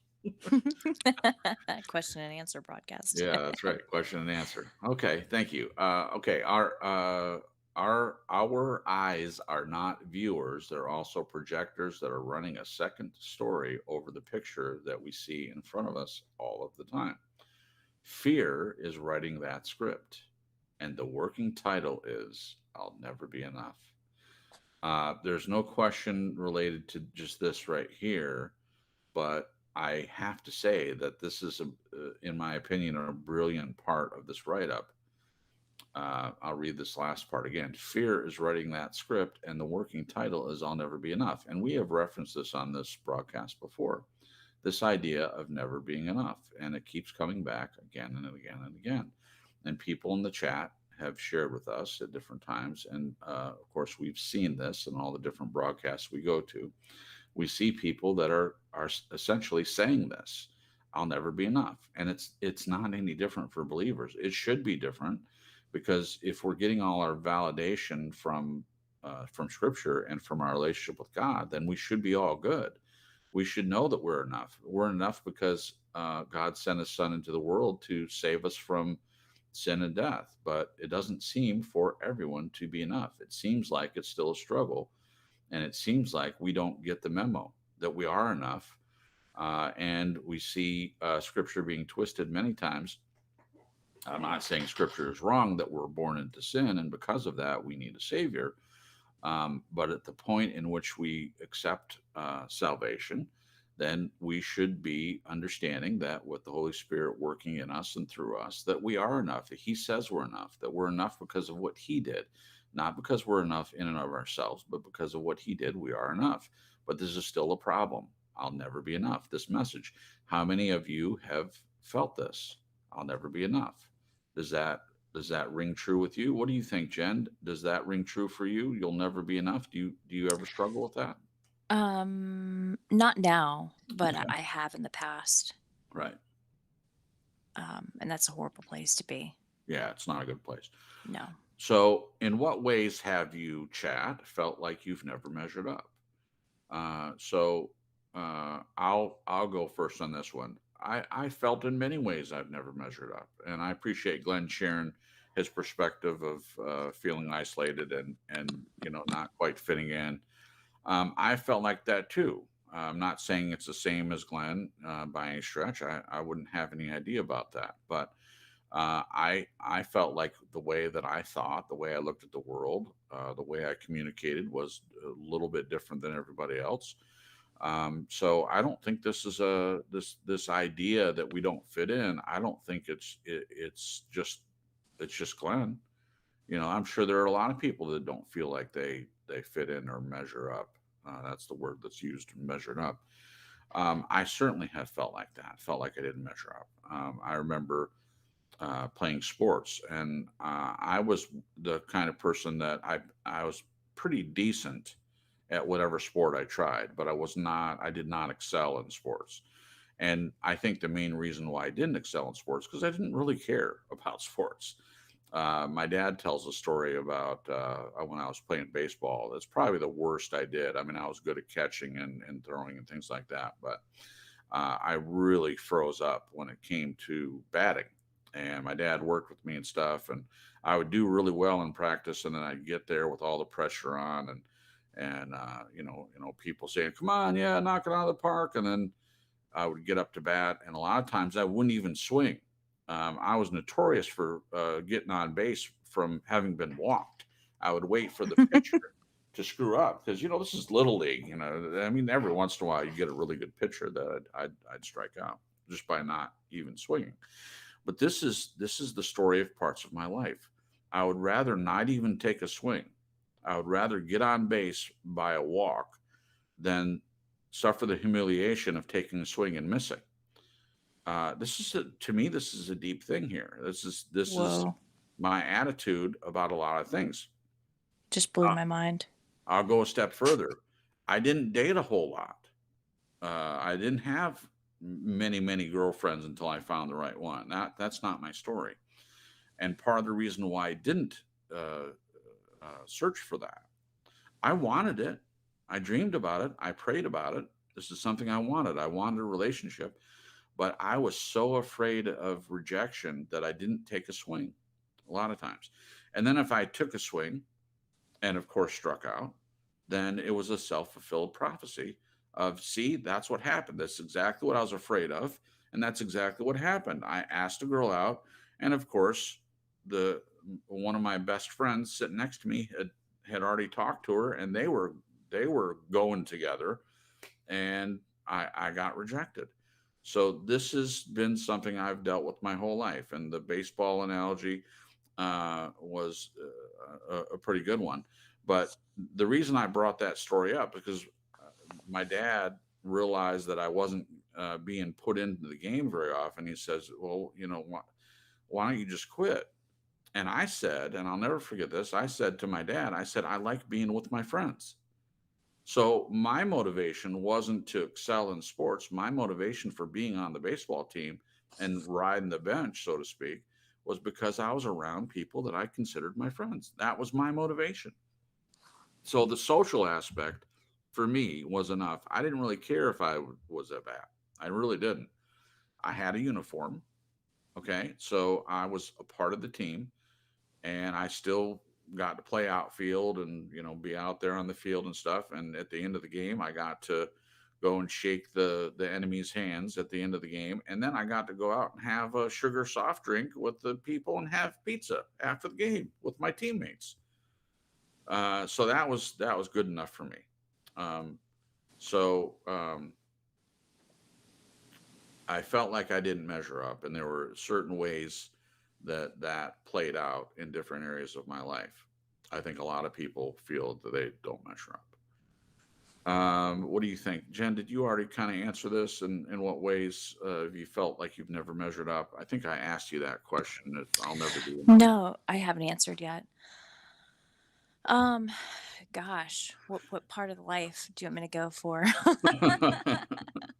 Okay, I'll just share a little bit from each. So as a child, um, I tried to do the best I could with like chores and stuff. And my dad, I don't know if it was OCD or what, but he wanted things done in a particular way, and so we would, get chastised for not doing it correctly, which was unfortunate because it would have been great to have a conversation and him to say, thank you for doing the dishes.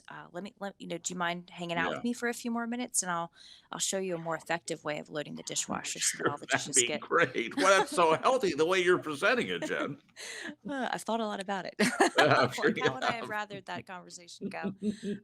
So there was a lot of things that, because of how it was handled and the words that were said and his anger, it made me feel like I was defective, that I didn't measure up, Yeah, that, I just was wrong. Something was yeah, wrong with me. And that's followed me throughout my entire life. yeah. And what it created in me was a perfectionist. And it was so funny because I had a counselor one time point out the fact that I was a perfectionist, and I was flabbergasted Yeah. because I've never seen myself as that. I always thought people that were perfectionists did things to perfection. Right, right, And that wasn't me at all. right. At least I didn't see myself that way. I think there have been things that I've done in my life that I, not that I did it perfectly, but I did it to the best of my ability, and I was proud of myself. Yeah, But it just created in me someone who it's like there was two things. One, I wanted to be perfect at something the first try, sure. and that is not realistic, but I had that expectation on myself, and so when I wasn't, I would just completely be super super critical of Yeah, myself yeah, and beat myself up for not being perfect on the first sure. try. Sure you did. The other part was being so convinced that I couldn't be perfect that I wouldn't even want to try. And what you had just mentioned about, I'd rather be walked, Yeah, than swing and miss. That's yeah, been me my entire life. I've just been afraid to try because I was so yeah, afraid of failure. yeah, And I think that stemmed from me thinking like I was defective, something was wrong with me. I didn't measure up with how I was doing things, even in my own home as a child. yeah, And it was so pointed out to me in a not very nice way, um, that I was taught that, almost like without it being said directly, that making mistakes wasn't okay. And that's such a shame because I think I've learned this huge lesson from Glenn. He's shared it with us many times that making mistakes is a part of learning. I did not learn that growing up. It was yeah, almost like making mistakes was a big no no. yeah, And so, of course, I grew up being gun shy and not wanting to try things because I didn't want to be a disappointment. I didn't want to disappoint myself. I didn't want to fail. Um, yeah, here I am 40, almost 41, and I still struggle with it. And it's a shame because I think, dang, you and I have had conversations about this. Like, if I had been taught differently, if I had been taught that making mistakes was a part of learning and that it was okay, and it's like stepping stones toward learning something at all, I can't even imagine where I'd be if I had been taught that. So yeah. it's just interesting. That's great. Thank you for Yeah. sharing that, Jen. That's great. Oh, and I'll say this just for later in life in the toxic marriage. I never measured up. I was always trying to prove to my ex, um, that I could be whatever he wanted me to be, Right. because he was always so angry. And I thought, well, if I could be perfect and do everything he wants me to do perfectly, I'll calm him down. He'll be happy. He won't be angry. He won't Yeah, rage out and freak out and road rage and throw yeah, crap and punch walls. And But it just never worked. The harder I tried, it seemed like that goalpost kept moving further and further Sure. away. So Sure. I totally did not feel like I measured up at all as a wife. Right. And it was devastating for it to be, a 13, 14-year long relationship. And for Yeah. that to kind of be a daily message that you're getting from someone who's supposed to be accepting of you and loving and encouraging and supportive. And it wasn't any of those things. It's no wonder I'm still dealing with this stuff. But God is good. He is good. He's walking me through it. But Well, it's hard. it's hard. Yeah. I know you're still dealing with it, but I have to say, from the perspective of your husband, I have to say that you do more than measure up. Oh, You thanks, babe. you amaze me with what a great wife you are, what a great friend, what a great confidant, best friend, someone that I can talk to about things.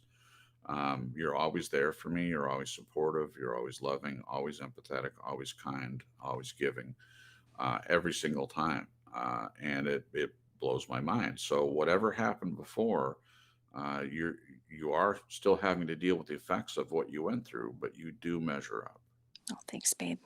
Oh, of course. My Okay. face is red. Thanks for that. Okay. Yeah, sure. That's what I'm here for. All right, Glenn. Have you ever felt like you didn't measure up? Now, you kind of already mentioned it a little bit by saying that you isolated and just kind of felt out of it. But if you could add a little bit more to this in the idea of phrasing the question, have you ever felt like you didn't measure up?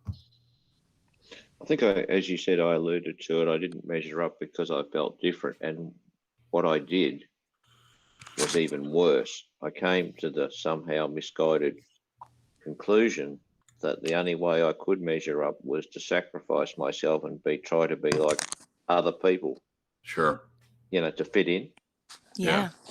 And that was a disaster because I just got more rebellious, and I'd have to say you'd have to be close to, it probably is depression, because, once you start to modify yourself and use all Yeah. your energy just to be something you're not, Yeah. it is emotionally debilitating. And this went on not only as a kid, this has gone on teens, 20s, 30s. And even when I got to the 40s, did we start to see the light. So Yeah. Wow. it's a long time to live your life like this, and it's not very Sure. much fun. Sure. And the other thing is, what I was doing, I was making my choices based on the thought that this is the best I'm going to get. Right. Oh, man, This is Glenn. all I really am. This is really all that I better take this because I mightn't get the chance. You make Yeah. decisions not on your own self-worth. You're making decisions based on your own lack of self-worth, and it Right. is it's a huge downer. Yeah. But you don't know that at the time. It's only in retrospect that you see that, oh my goodness, what have I done? Yeah. Yeah. So Gosh. I hope by sharing that it Yes. is of some help somewhere, but Yes. Yeah. it is not fun at all. Thank you, Glenn. Okay, two comments I need to share from the chat. Earlier, Helene said, yes, we are social beings, not meant to be alone. So I agree with that. I just wanted to mention that. And Debbie says, I'm more social now than when I was young. I would just hide in my room and read when I was younger. I would read to escape life. She says, I still read a lot, but I don't use it as an escape anymore. So thank you for sharing that, Debbie. And I just thought it was noteworthy because you're a little bit more talkative, and I'm trying to praise you in hopes that you would continue to Keep be it more up. talkative. We want to hear from you. We're glad that you're here. We're glad that you say hello at the beginning and goodbye at the end. But you're more than welcome. This is a social situation where you would be welcomed with open arms if you wanted to communicate Yeah. more. So we appreciate you doing that. Can I mention Joel's comment? You just let me say hello to Janet Oh, real okay. quick. Janet just popped in, and I want to acknowledge her. Hello, Janet. We're glad that you're here. And yes, of course, let's hear from Joel. So this was closer to the top of the hour, the 9 o'clock hour. But he so this like a couple questions back. He said then there are the complicit chameleons who use the camo for attacking instead of just a protective thing. And then Yeah. Glenn said sounds like manipulation, and Joel said definitely manipulative. The- It was a really good point that he made. Well, it's a good point, and I'll back it up. This is when I talk about my mother with her boundaries. I always say that her boundaries had barbed wire on it, so she saw it as defense, as a way to protect herself. But she made boundaries that were hurtful to other people, and that's not necessarily, well, not necessarily. It's not a healthy thing. The boundaries should protect you, but they're not to hurt other people. Now, if people get hurt because they refuse to accept your boundaries, that's on them. But if you're creating boundaries that seem to hurt people by just being around you, then that's not a good thing. Joel's comment is very meaningful and it makes a lot of sense. So you're creating these things as a self protection, but they end up being hurtful to someone else. So Yeah. that makes a lot of sense. I'm Okay. yeah. Oh, I was gonna say it makes me think of my ex because I think I projected onto him what I wanted him to be, Mhm. and I think he was a little bit of a chameleon and became, in the beginning at least, Oh, sure. what he wanted, what he felt like I wanted him to be to help seal the deal. Yeah. So that's another way people can be chameleons for Sure. manipulative reasons. Sure. Well, we've mentioned that before. So narcissists will often they'll spend a lot of time asking you questions about yourself, and you'll tell them. A lot of people will, well, yeah. Anytime anyone's asking me questions about me, I'm happy to talk about myself. Yeah, in that way, and they're collecting information, and then so they know how to treat you. They know what things are going to get you on board, and then once you're locked into the relationship, then the real version of themselves, well, at least as far as they see themselves, comes out, and then you realize that you're stuck in a bad situation. That's pretty par for the course that would happen. Yeah. Okay, moving on. So the next one is, and this is a big one. How does one switch? So we've talked a lot about the external validation. We haven't talked much about what internal validation looks like. So here we are. How does one switch from external acceptance to internal or self acceptance? And then Jen says, "Come on, Glenn, lay it on us." So we'll go to Glenn first with this one without any preparation. How does one switch, Glenn, from external acceptance to internal or self acceptance? I'd like to know how you did it, Glenn. How I You did said it it. was a long road. Okay. Well, the first thing was I had to get put in my place by people who knew a lot more than I did. In other words, that I thought I was so smart and knew everything. I needed someone to point out to me the reality was I was an effing idiot. Oh, wow. And that was a very bitter pill to swallow, I can assure you. Yeah. But it was true. And I came to realize as a result of feedback from therapy and other people very dear to me that they were right. And if Yeah. I didn't change, I was going to continue to live in the same way that I'd always lived. And I didn't want to do that anymore. I realized that I was not going to.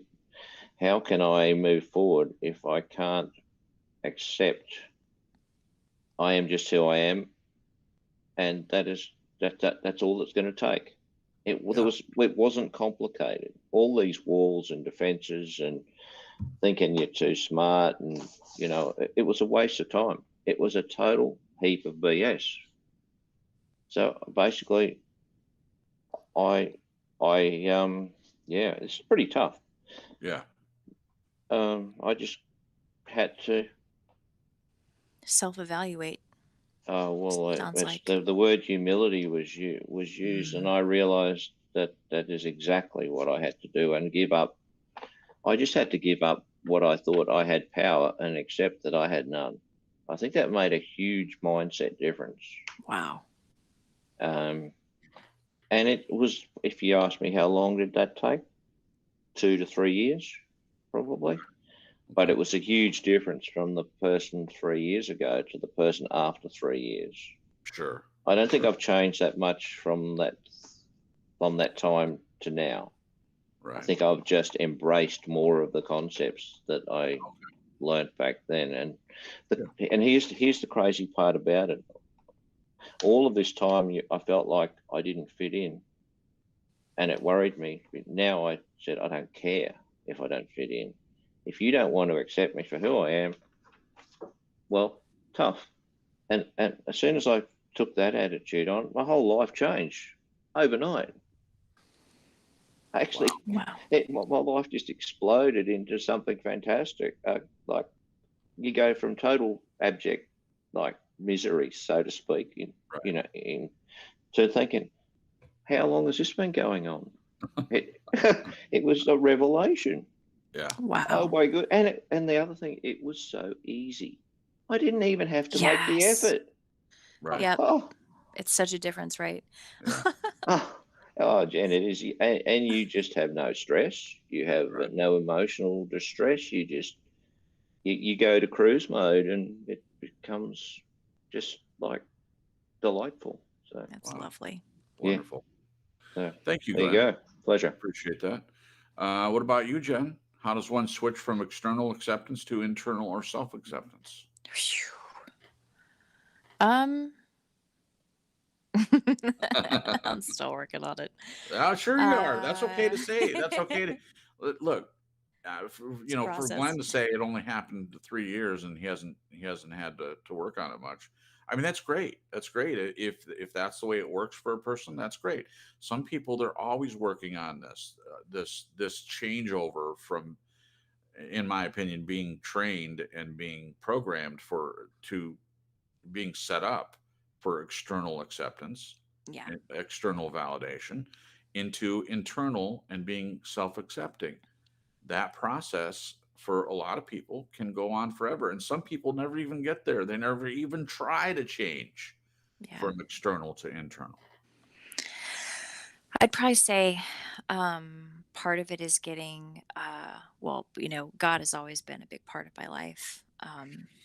And learning how to, instead of striving for what I think God wants me to be, Yeah. resting in Him and letting Him do the work, letting His Spirit work in and through me, change me from the inside out.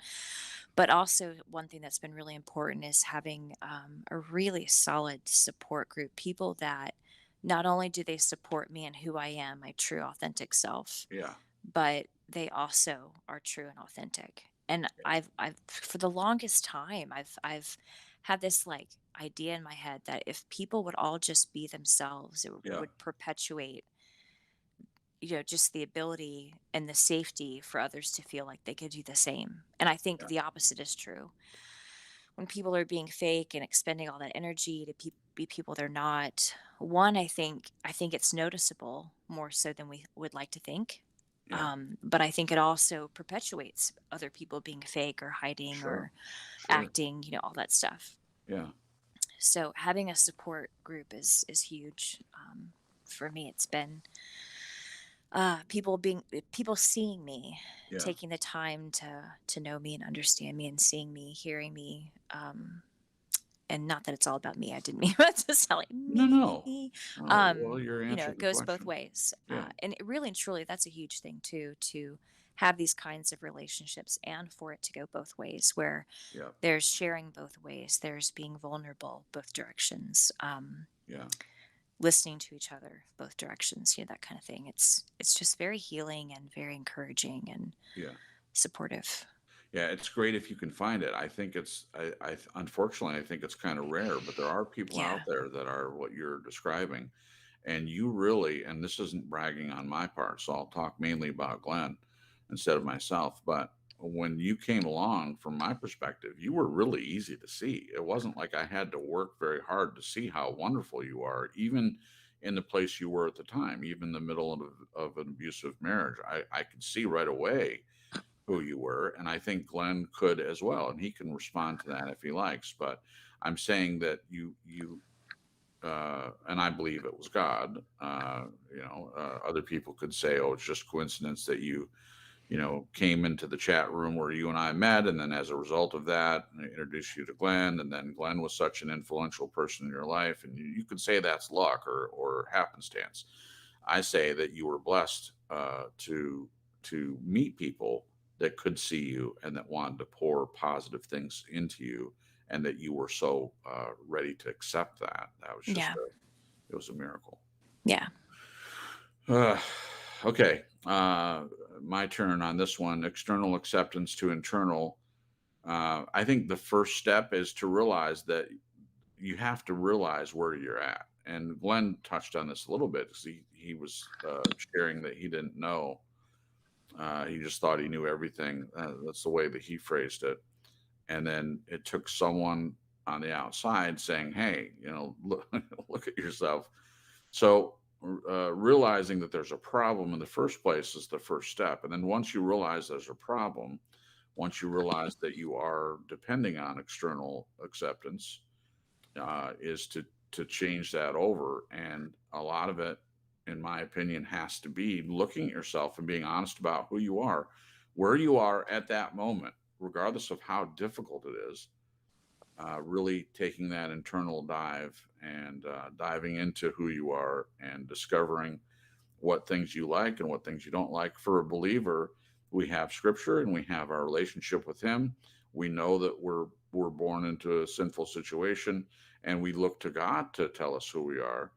But part of that still is uh, uh, cooperating with the change that God wants to instill and accepting yourself because of what he does in us, having self acceptance and realizing that we're no longer the piece of crap that we're told we are by pastors and twisting of scripture and the way that people say that we're basically garbage, and they don't seem to move away from that. They're still getting external acceptance if it's from YouTube ministries or from pastors or outside sources. They're still getting that when it should be internal. And for a believer, it's from the Holy Spirit and it's from His Word that we get that. So there's that. There's my view on it. Hmm. So it's discovering it is first and foremost, and then once you discover it, it's taking an inward dive, and then you can usually change these things by wanting to, by participating in it. That's how it happens, and by continuing, not ever giving up, but continuing to make these changes, these inward changes. And I like Jen's point, finding other people that see you and that are willing to be authentic with you. And unfortunately, as I said, I believe that's rare, but there are people out there. There are groups out there. You can find them if you're looking for them. Okay. Yeah. So the next quote: "If you live off of man's compliments, you'll die from his criticism." Cornelius Lindsay. I think that's great. And then Jen shares a story from a TED Talk. I ran across an amazing TED Talk related to this topic. The link is in the description. I have listened to that, guys. And so when you get a chance, it's not very long, but it's very noteworthy.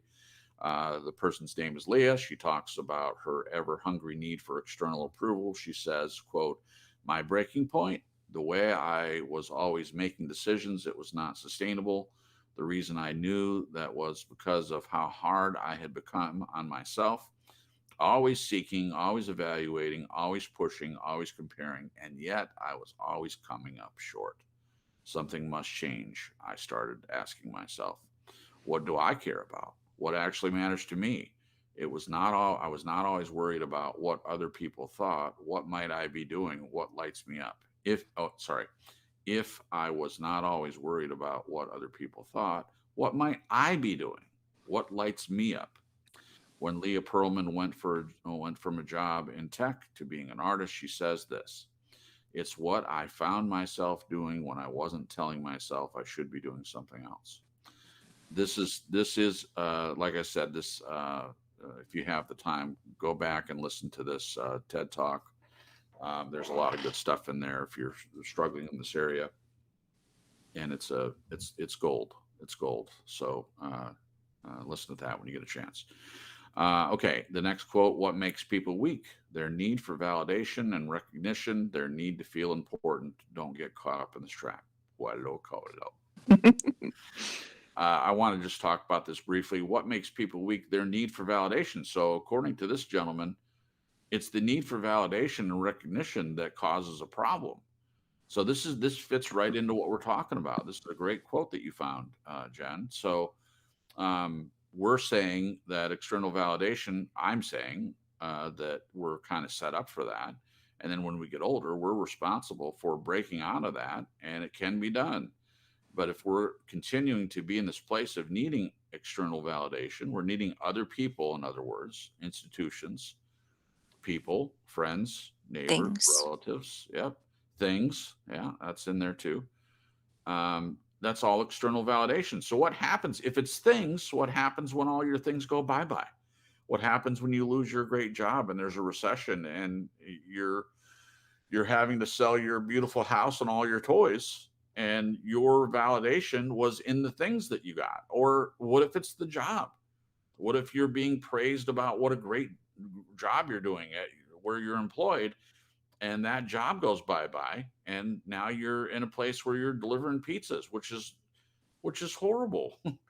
I mean, it's great if you're just looking for something to make a little extra money on the weekend, but if you were a high level executive in a major company that fell over, and now you're in a place where you're having to take other jobs, that, I mean, you used to make 250,000 a year and now you're making $250 a weekend. I mean, it's a completely different scenario. So if you're getting your validation from external things, the point is we live in a world where external things can go away very, very quickly. So if it's on external things, when that goes away, then what are you made of? Well, you'll certainly find out. I think a lot of people have found out what they're made of with all the COVID stuff, and not being able to work and being trapped in your house with a person that you're married to, but maybe because you're working so hard, you don't really know what the status of your marriage is. I mean, if you both work during the day, you might see each other for dinner and spend some time together on the weekends. It's a completely different thing to be trapped in whatever bubble it is that you're in, because you can't work.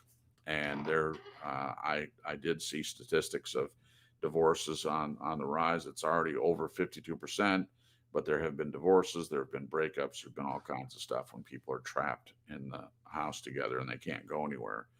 And then you find out what your relationship is really made of. So there you And go. sometimes that can be a good thing. Mhm. It's a good thing for us. Okay, so with regard to social media, it seems the more approval we get, the more we need. How can this turn into a problem, Jen? Uh, I think it's addictive. We've Yeah. talked about the dopamine situation. Mhm. When you get a like or comment and all that stuff, they knew what they were doing.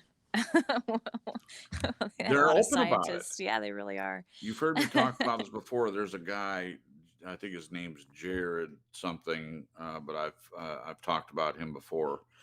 He's kind of a weird guy, but he's a genius. He's a programmer that worked with Facebook and things like that, and he thinks this is all bad. Like, he wants people to not do social media, to disengage, to disconnect from your Facebook. And he goes and does TED Talks and interviews and stuff This is the like guy with the that. dreads. Yeah, the guy with the Yeah, dreads, yeah, the real big guy. He thinks social media is one of the things that's gonna contribute to the fall down of society. Whether he's right or not, I don't know. But what I do agree with him on is that it is a breeding ground for narcissism.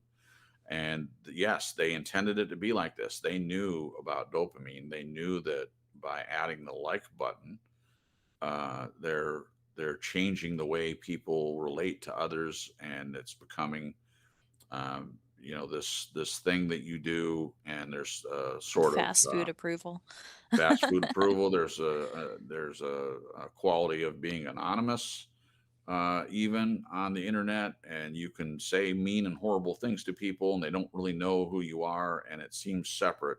You say things to people that you would never say in person, Yeah, and it's difficult. So with regarding social media, the more approval we get, the more we need. Yeah. So the dopamine levels, I agree with what Jen says. So the dopamine kicks up, and you just need more and more. It's addictive, as Jen yeah, said. I agree with that. This already is a problem. I think we're moving further and further away from community. This is not a new topic for me. I've talked about community many, many times. And I revert back to when I went to college, and three topics were very interesting. History to me, even though a lot of it's made up. I didn't know that at the time, and so I've been very interested in history. What I would like to know is the true history, and not what people want me to hear. Um, but that was the topic, and psychology and sociology. And in sociology, community was a very important topic. And I learned a lot about what community was back in the 1800s, 1700s. Things were very different. I mean, you had whole families that were responsible to work together. Grandpa and grandma and mom and dad and the kids all had important jobs to do, and you did it together as a family. And things have changed a lot, and you could also count on your neighbor. You can go next door to your neighbor. Your neighbor might be a mile away, but he's still your neighbor. You can go and borrow a cup of sugar, or they come over and help you build your barn, or if you need something, you're there for each other. Well, that you can live next to someone. We have neighbors that we don't even know what their names are. We have no idea who lives around us, and we're stacked tall. We're in an apartment, so we've got people all around us. Back in the day, we might have gone next door and introduced ourselves and had people over, and it's just not that way anymore. And I think in some ways it's not a good thing. So there that is. Glenn, what do you think with regard to social media? It seems the more approval we get, the more we need. What do you think about that? How can this turn into a problem? Well, firstly, I agree with the quote from Paolo, and I agree with what you said. I think it is addictive, and I think I would just think just then I think, well, do we do TSL to get likes? No. No. If you're in it for the likes, you've got to start asking yourself the question. Right. That's my answer. Thanks. That's good. Yeah. I like it. If we're getting our approval from inside us and God for believers, couldn't that mean it is unlimited? Seeking others' approval is itself focused, and if one is not seeking outside approval, wouldn't that make them more other focused? Okay, so I'm going to ask this question in regards to the whole paragraph instead of going one by one, because it's getting close to the 10 o'clock hour and I don't want to keep people here too long. So, Jen, if we're getting our approval from inside us and God for believers, couldn't that mean it's unlimited? Seeking others' approval is self-focused, and if one is not seeking outside approval, wouldn't that make them more other focused? Yeah, I think when you think about God as a believer and his love being, enduring and never ending and unfathomable, if we're getting our inner validation or acceptance from God, I do think it's unlimited. And Yeah. so when we've talked about loving other people, and how Glenn has posed the question, how can you love other people if you don't love yourself? Well, if you're Right. getting internal validation from God, and it's bottomless, Right. for lack of a better phrase, I think in loving people out of that, it's unlimited. It's gosh. And I was thinking about this after I posed the question. It's interesting to think that seeking others' approval is being self-focused, because you think, well, I'm just focused on, Bill over there, if he likes me and if he accepts me, and my parents and this person and that person. It seems to be on the surface others focused, but it's not. It's incredibly self-focused, because it's all based on you being accepted or not, or loved or not. So I think that's been a little bit of a hard pill for me to swallow, looking back and recognizing all the energy I extended and the time I wasted just being so twisted up in knots, because of that, because of needing external validation, and, ruminating and wondering, if someone likes me, or they haven't, talked to me in a while, did I do something wrong, and blah, blah, blah, blah. And Right. your mind is just so captivated with all these just negative thoughts. Yeah. And the last part, yeah, like when I think about how Glenn explains it, where you're just not thinking about it anymore. When you accept yourself, you're on cruise control. You're just you, and there's no effort extended. Yeah, that leaves a lot of time and a lot of energy to love other people and to pour into other people. Yeah. Good point. And I have noticed the times where I forget myself, and I'm not in that place of like, like not low self-esteem, but being nervous, Yeah. I think, um, it's just amazing how you can love other people, how you can listen better, how you can connect. Yeah. It's just such a huge difference.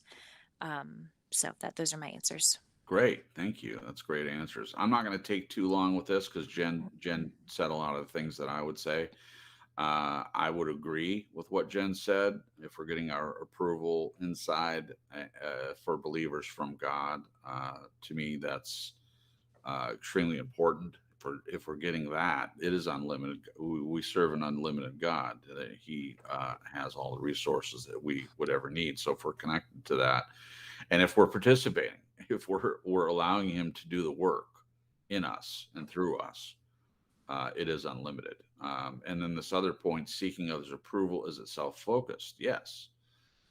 It's self-focused in that if we're getting approval from someone else, it is related to who we are. It is, in my opinion, a different form of narcissism. Um, and especially if that's something we need that approval. So we're saying, approve of me, approve of me. Yes, that's narcissistic, and that is self-absorbed. If one is not seeking outside approval, wouldn't that make them more others focused? Yes, it's the idea of, um, uh, I've used this many times with putting your own mask on. When you're in a plane, they show you how the mask will drop down in case of loss of cabin pressure. And they say, put your own mask on and then help your partner, your neighbor, whatever, with their mask. And that's so you don't pass out. Yeah. If you pass out, you don't take care of your own mask, and you're helping someone else with their mask, then you pass out and you can't help anyone else. The same thing applies to these social issues. If you're focused on others first, and you haven't done the work that you need to do for yourself to get you where you need to be, then how can you help other people? I don't see how you can. So if you're doing the self-focus in order to be a better person on your own first, to have autonomy, to be authentic, that leaves a lot more time to help other people with their issues. That's my opinion. What do you think, Glenn? If we're getting our approval from inside us and God for believers, couldn't that mean it's unlimited? And then seeking others' approval, is that self-focused? And then lastly, if one is not seeking outside approval, wouldn't that make them more other focused?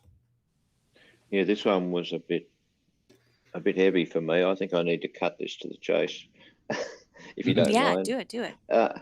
I think that the key word here is approval, but I think we don't even need, in all honesty, I don't think it's even relevant necessarily that someone tells they approve of you, because if you can't tell by a person's actions whether they approve or don't approve of you, I think you need to be doing some work on yourself. People who approve of you are they will tell you, if as long as you are switched on, like they'll stay. They'll want to spend time with you. If they don't approve of you, you think they're going to be all around your place for drinks every afternoon at 5 p.m.? I don't think so.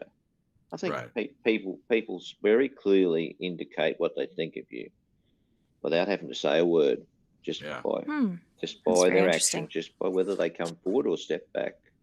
Yeah. Okay. Thank you, Glenn.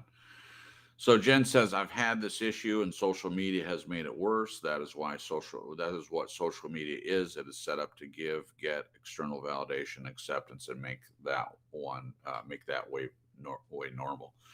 Absolutely. I completely agree with that. We're not going to spend a whole lot of time on that. I think that's a true statement. I think we've hit on that. I agree completely that is the way it's set up. It's totally external validation. It started out as, Facebook originally. People used it, different generations used it because they realized that they could get in touch with people that they went to high school with and old childhood friends, and look up people they wouldn't have had an opportunity to do otherwise. And then that goes on for a couple months, and then you have friends on there that you never talk to anymore. They're still on your your Facebook list, on your friends list, but that's pretty much where it goes. And then other generations, younger generations, used it more for what it was made for, ultimately, which was a way to get likes and to get your dopamine up and all that. Okay. So, two quotes again. First one, you have been criticizing yourself for years and it hasn't worked. Try approving of yourself and see what happens. That one's unknown who wrote it, but I completely agree. See what happens when you try approving of yourself. And again, I feel every time we talk about this kind of thing, I need to say we're not talking about loving yourself in a self absorbed way. We're talking about recognizing that you have value. And if you're a believer, the Bible doesn't say that you don't have value, especially as a believer, as a child of God, as a creation that God made. Yes, we're born into sin. Yes, we need a Savior. Once you have accepted that, though, you're no longer the piece of crap that you were originally. Okay. So we're not talking about narcissistic self love. We're talking about loving who God made you to be and approving of that. And there's ways to do that without being narcissistic. Okay. The next quote, if you live for people's acceptance, you will die from their rejection. Okay. So I had talked earlier about how I was so afraid of rejection that I didn't even try to do things. I would rather take a walk uh, than swing and strike out. Ultimately, my problem was this, that I lived for other people's acceptance.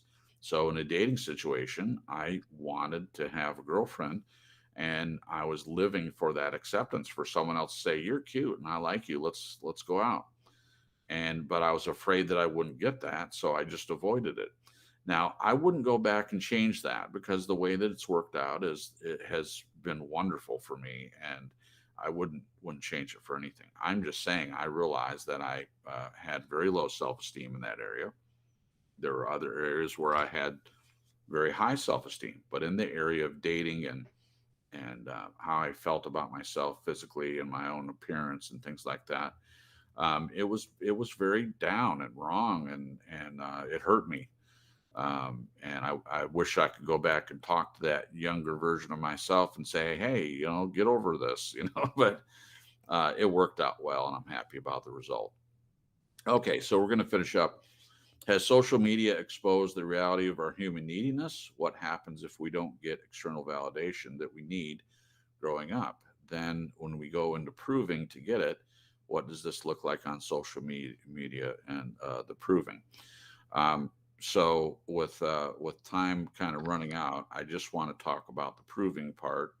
I think we've talked enough about the social media. And in answer to the first question, has social media exposed the reality of human neediness? I would say that we've kind of proved that point. I think that the question answers itself. I mean, the very fact that these social media sites that have millions and millions of people on it that have this addiction to posting their food and posting their, as we talked about earlier, posting selfies and things like that. There's a real neediness to that. So I don't think that's a question we need to answer. I think that's already true. This thing about proving, I'll talk about this and then I'll get the opinion from my constituents here. I really understand this proving thing, and I've talked before about my family, and I made some decisions earlier in life that I'm not proud of, and my family held it over my head. In some ways, in my opinion, to this day, that's my perception. I could be wrong, but that's what I think. I think my family judged me for decisions I made, and I wasn't the person they wanted me to be. And then in later years, when I matured, I went into this place of proving that I wasn't that same person, that I'd grown and I'd changed and I'd matured. And I wanted them to say it. Say to me, you've improved. You're better. You're not the same person. I needed that. I needed it, and I did everything I could do to try to get that, and I didn't get it. And finally, through the help of Jen and Glenn, they pointed this out to me in a situation that I had with my uncle and taking care of my grandma, and him saying that he had my back, and when I really needed help, they weren't there. And that really upset me. And it was pointed out to me, it's like, this, sure, this is upsetting, but look how upset you're getting about this. And I did a little research and I looked at the whole idea of proving and what it's like for a black sheep or a scapegoat person in the family, that particular role. And I realized that, yes, certainly I am the black sheep, I am the scapegoat. And when a scapegoat matures, they get to the point where they go into this proving mode. And I realized that's what I've been doing. And I quit doing it. I stopped. But I still, even after all this time, I still, when there's a situation with my family, I have to ask myself, if I say yes to something, I have to say, okay, am I doing this to prove something, or am I doing this because this is something I really want to do? It's a great question. It's a great question. Thank you. And when I ask the question, I answer it myself. I say, nope, I'm not doing this to prove anything. They're not going to give me what I need anyway. So therefore, anything I do, I'm doing because I want to do it. It's not because I'm trying to get something from them that I'm never going to get. So that's my answer on that. What do you think about the proving, Jen? What do you know about proving? Phew, a lot. I just can't help but think of it. You just trying so hard to change someone's mind about you. Yeah. And it can get obsessive. It's just like, and part of that is, and we've talked about this from another angle with some other subjects, but part of it is feeling like, again, it's like my identity rests solely in the hands of other people and what they think of me. Yeah. So in order for me to feel okay, I've got to change, I've got to prove to them in order to change their opinion of me so that I'm okay, Sure. so that I can feel okay about me. And that's an awful place to be. So Yeah. awful. It's miserable. Yeah. And yeah, I've spent a lot of time there, and it's just not fun. It's an energy sapper. And I don't think it's, from a believer's standpoint, I don't think it's glorifying to God. No. I No. think there is a percentage or some of Him wanting us to embrace who He's created us to be. Sure. So when we're spending a lot of time and energy on what other people think of us, one, we're not focused on what God thinks of us. Two, it's pulling from other things in life that I think God wants us to do or set our minds on. So yeah, proving's just, no, it's not good. I understand why people do it because I've been there many times. That just feeling that deep need of wanting to change someone's mind about you, or even in a way of trying to get love. If I can prove to them, then they'll finally love me. Right. And a lot of times it's they'll finally love me in the ways I want them to, the ways I expect them to. Um, and it just, like Glenn said, he said it so eloquently. I'm going to have to do the playback and write it down word for word. But people that approve of you, people that love you, they're going to make it known. Yeah. So if they're not, I'm not quite sure what that means for each individual's particular situation, but it's good to remember. It's good to be reminded of that. So thanks, Glenn, for that. There you go. Yeah. Okay. All right. And what about you, Glenn? Tell us a little bit about the proving. I'd say this fits in with my timeline. Before the 3 years, I'd say, yeah, I was that way. But after the 3 years, no. But I have to say, this proving thing, it was a conscious choice that it was not just something automatic. I had to make the choice that I was not going to sort of waste my energy. It's like trying to set priorities, and this was not important. What people thought of me at the end of the day didn't seem important after I went through all that therapy. That if they Right. want to think it, they can think it. Go for it.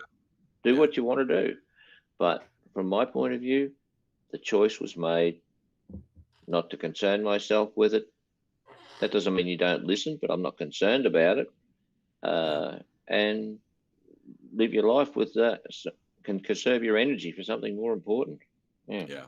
Thanks. Thank you, Glenn. All right. So, what inside us, this is a good one. What inside us makes us chase those who do not accept us instead of the ones who do? Do we ignore validation from people who offer it freely and instead chase after those who don't give it? Jen? Hmm. I don't know if I know the answer to this question right Okay. now. I'm Okay. still figuring it out, so you go. That's okay. Well, I think it's clear that sometimes this does happen, that when we have friends that are there for us and they give us the validation that we need, sometimes they get pushed aside for those people that we want desperately for them to validate us. This could be because of social hierarchy. This could be a friend that we grew up with, and this does happen all the time. I'm sure everyone knows the story of this. You have a friend that you've known for a long time that is there for you and things, and then you have other friends that you would like to be friends with at a higher social level, and you kind of set the friend aside that's there for you in place of getting that validation from someone that you want to be friends with. Now, this isn't true in every case, but I believe it does happen.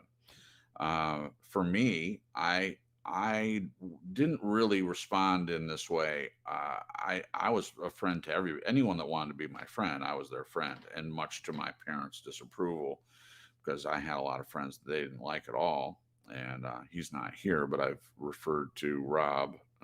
He's going by John Dons. My dad called him Driftwood one time. He said that he just, goes back and forth and it's not really going in any direction. Of course, I told him that my dad said that, and he just laughed. And he even in here in chat, I was talking about it when he was in here, and he said, "Yeah, here I am. I'm Driftwood."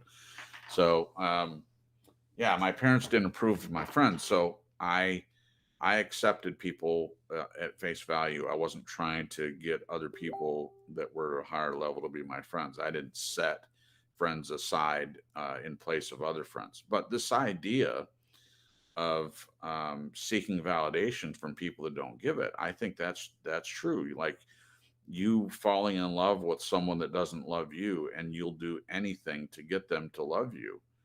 I think there's something that's deep inside us, some broken part of us that has desire to do this. Why don't we accept it? Accept love from someone that's freely willing to offer it. And maybe I'm with Jen. I'm with you, Jen. Maybe this question can't be answered in 5 minutes. Maybe it's just we're posing the question for people to think about it, and we might have Yeah. to come back to this one. But we'll ask Glenn. Glenn, what do you think? Is this a valid question? What inside us makes us chase after validation that doesn't come? And do we give up validation, or do we give up on people that are willing to offer us what we need in place of that? What do you think? I think for some people, it's the thrill of the chase. Oh, yeah. Not, you've seen it in relationships. Once you make the conquest, all the thrill goes out of it. Jen, So did I not? Sorry to interrupt, Glenn. Jen, did I Sure. not say this? You did earlier today, yeah. Oh, thank you, Glenn. But so yeah, but who wants to be with someone like that? For a start, I would say for myself, I don't chase anybody, Right. whether they validate me or they don't. I Right. say, why should I? I say, I'm available, Right. and then they can say, I'm available. So then there's no chasing involved. It's just the fact that two people meet Yeah. in a place of equilibrium and get on with the job. Yeah. But no one has. So I'm not into this chase thing. No. Right. Might have once, but no. Learned Yeah. the lesson. Yeah. And Okay. can't you guarantee almost the person that you chase after, as you said, you chase someone that really has given you all the signs that they don't want you to chase them. Why do people do that? It's bonkers, crazy. Well, I'll thank you, Glenn, for sharing your thoughts. I will say that my ex-wife said to me when we were in the middle of our divorce, she said, "I want to be chased, but I don't want to be caught." So Interesting. think about that. I I'm am, not. and does it make any sense? Well, it doesn't make sense to me. She's saying that she wants someone to chase her, but she doesn't want anyone to catch her. And I think there are people like that out there. You were saying the thrill of the chase, and I had mentioned this to Jen earlier. It was for men, it's the being the white knight and slaying the dragon and taking the damsel home. And then once you have the damsel that was formerly in distress safe in the castle, then you lose interest. If that's what it's all about for you, and there are a lot of people that it is, and I think Glenn is absolutely correct in stating that. Um, for me, I don't look at it as like I don't possess Jen. I don't have her. She's free to leave at any time. Of course, I don't want that. But I treat her kindly because I would like for her to stay. It's not as if the chase was all there was in it for me. To me, it's a daily chase. It's a chase to love her and know that because she's an authentic person, she's growing and changing. So it's falling in love with a different version of her every day. And I hope it's the same for her. I hope that I'm changing every day. I'm not the same person that she met three or 4 years ago, however long ago it was. I don't want to be the same person. I want to grow and change. We want to grow and change together. Yeah. So there that is. Okay, we're gonna close with a quote. What Jen says here. Wait, You can skip that part and just go to the quote. no, I like this. I believe that God's spirit in us as believers plays a big part in this inner acceptance. This is an important part. Okay. When I speak of self identity, self acceptance, self love, I'm including God's spirit living inside me. It is not separate from God for me. I think that's important.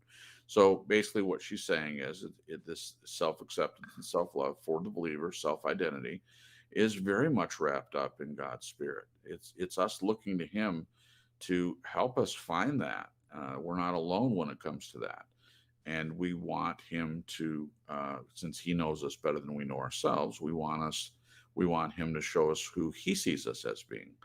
And this is important because I've talked about this before when I came to a point in my life when I said, God, show me your eyes for other people. And I did it backwards. I've said this many times. I did it backwards. Show me your love for other people first. Show me your eyes for other people. And I believe he did that. And then I put my own mask on. I did it the wrong way.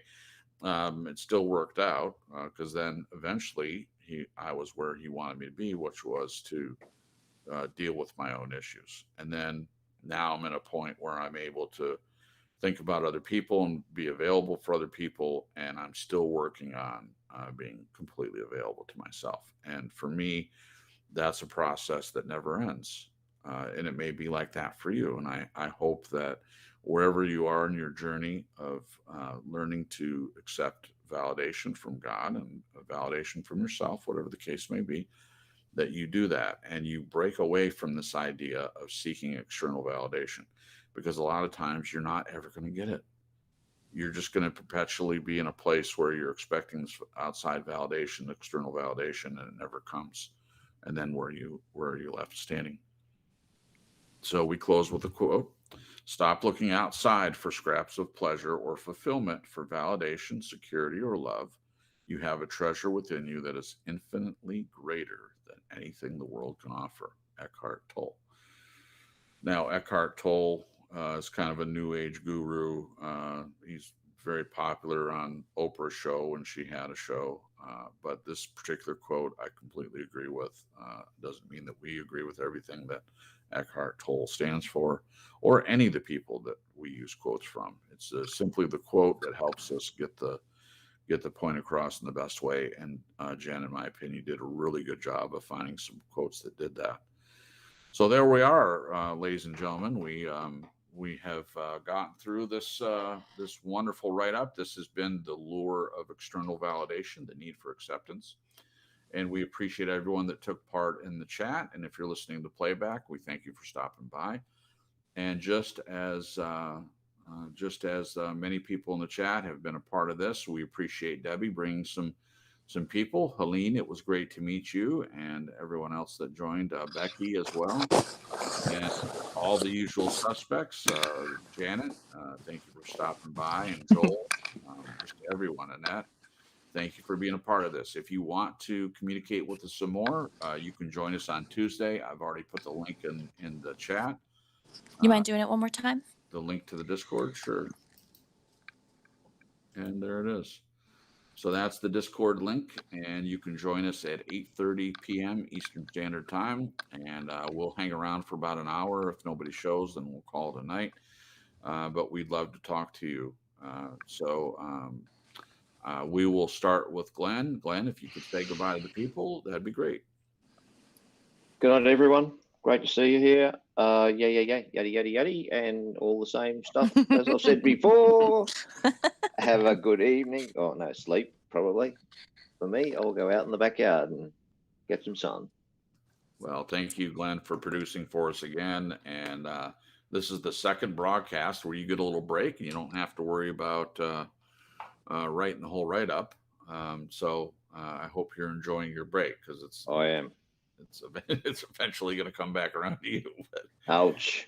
So I will be working on the write-up for next weekend. I have no idea what I'm going to write about, but I will definitely have something for you guys for next Sunday. So Jen, say goodbye to the people for us. Good night, peoples. Thanks for hanging out with us. And thank you for being patient with my write-up. Let's see, what else? Have a good night. We're always praying for you guys, and have a good week as well. See you next Sunday. Well, they didn't have to be patient with your write-up. It was a wonderful write-up. Oh, Great. I'm shushing you. You're shushing me. That's my wifely duty. No, just kidding. Yeah, it sure is. Guys, thank you for being a part of the broadcast. We can't tell you how much we appreciate it. And if you haven't already, please drop a like on there. And also, like Debbie has done, tell other people if you like what you're hearing from our little broadcast. We're, like as Glenn said earlier, we're not doing it for the likes, but it helps other people when they stop by to see that this broadcast is liked. And we're not ever going to be a huge broadcast or anything like that, but we would like more people to be involved in the conversation. So tell someone that you care about our program, and tell them to come by and give us a listen. We appreciate it. All right. We hope everyone has a good week. We'll see some of you on Tuesday. And until next Sunday, good night and God bless. Thanks for listening.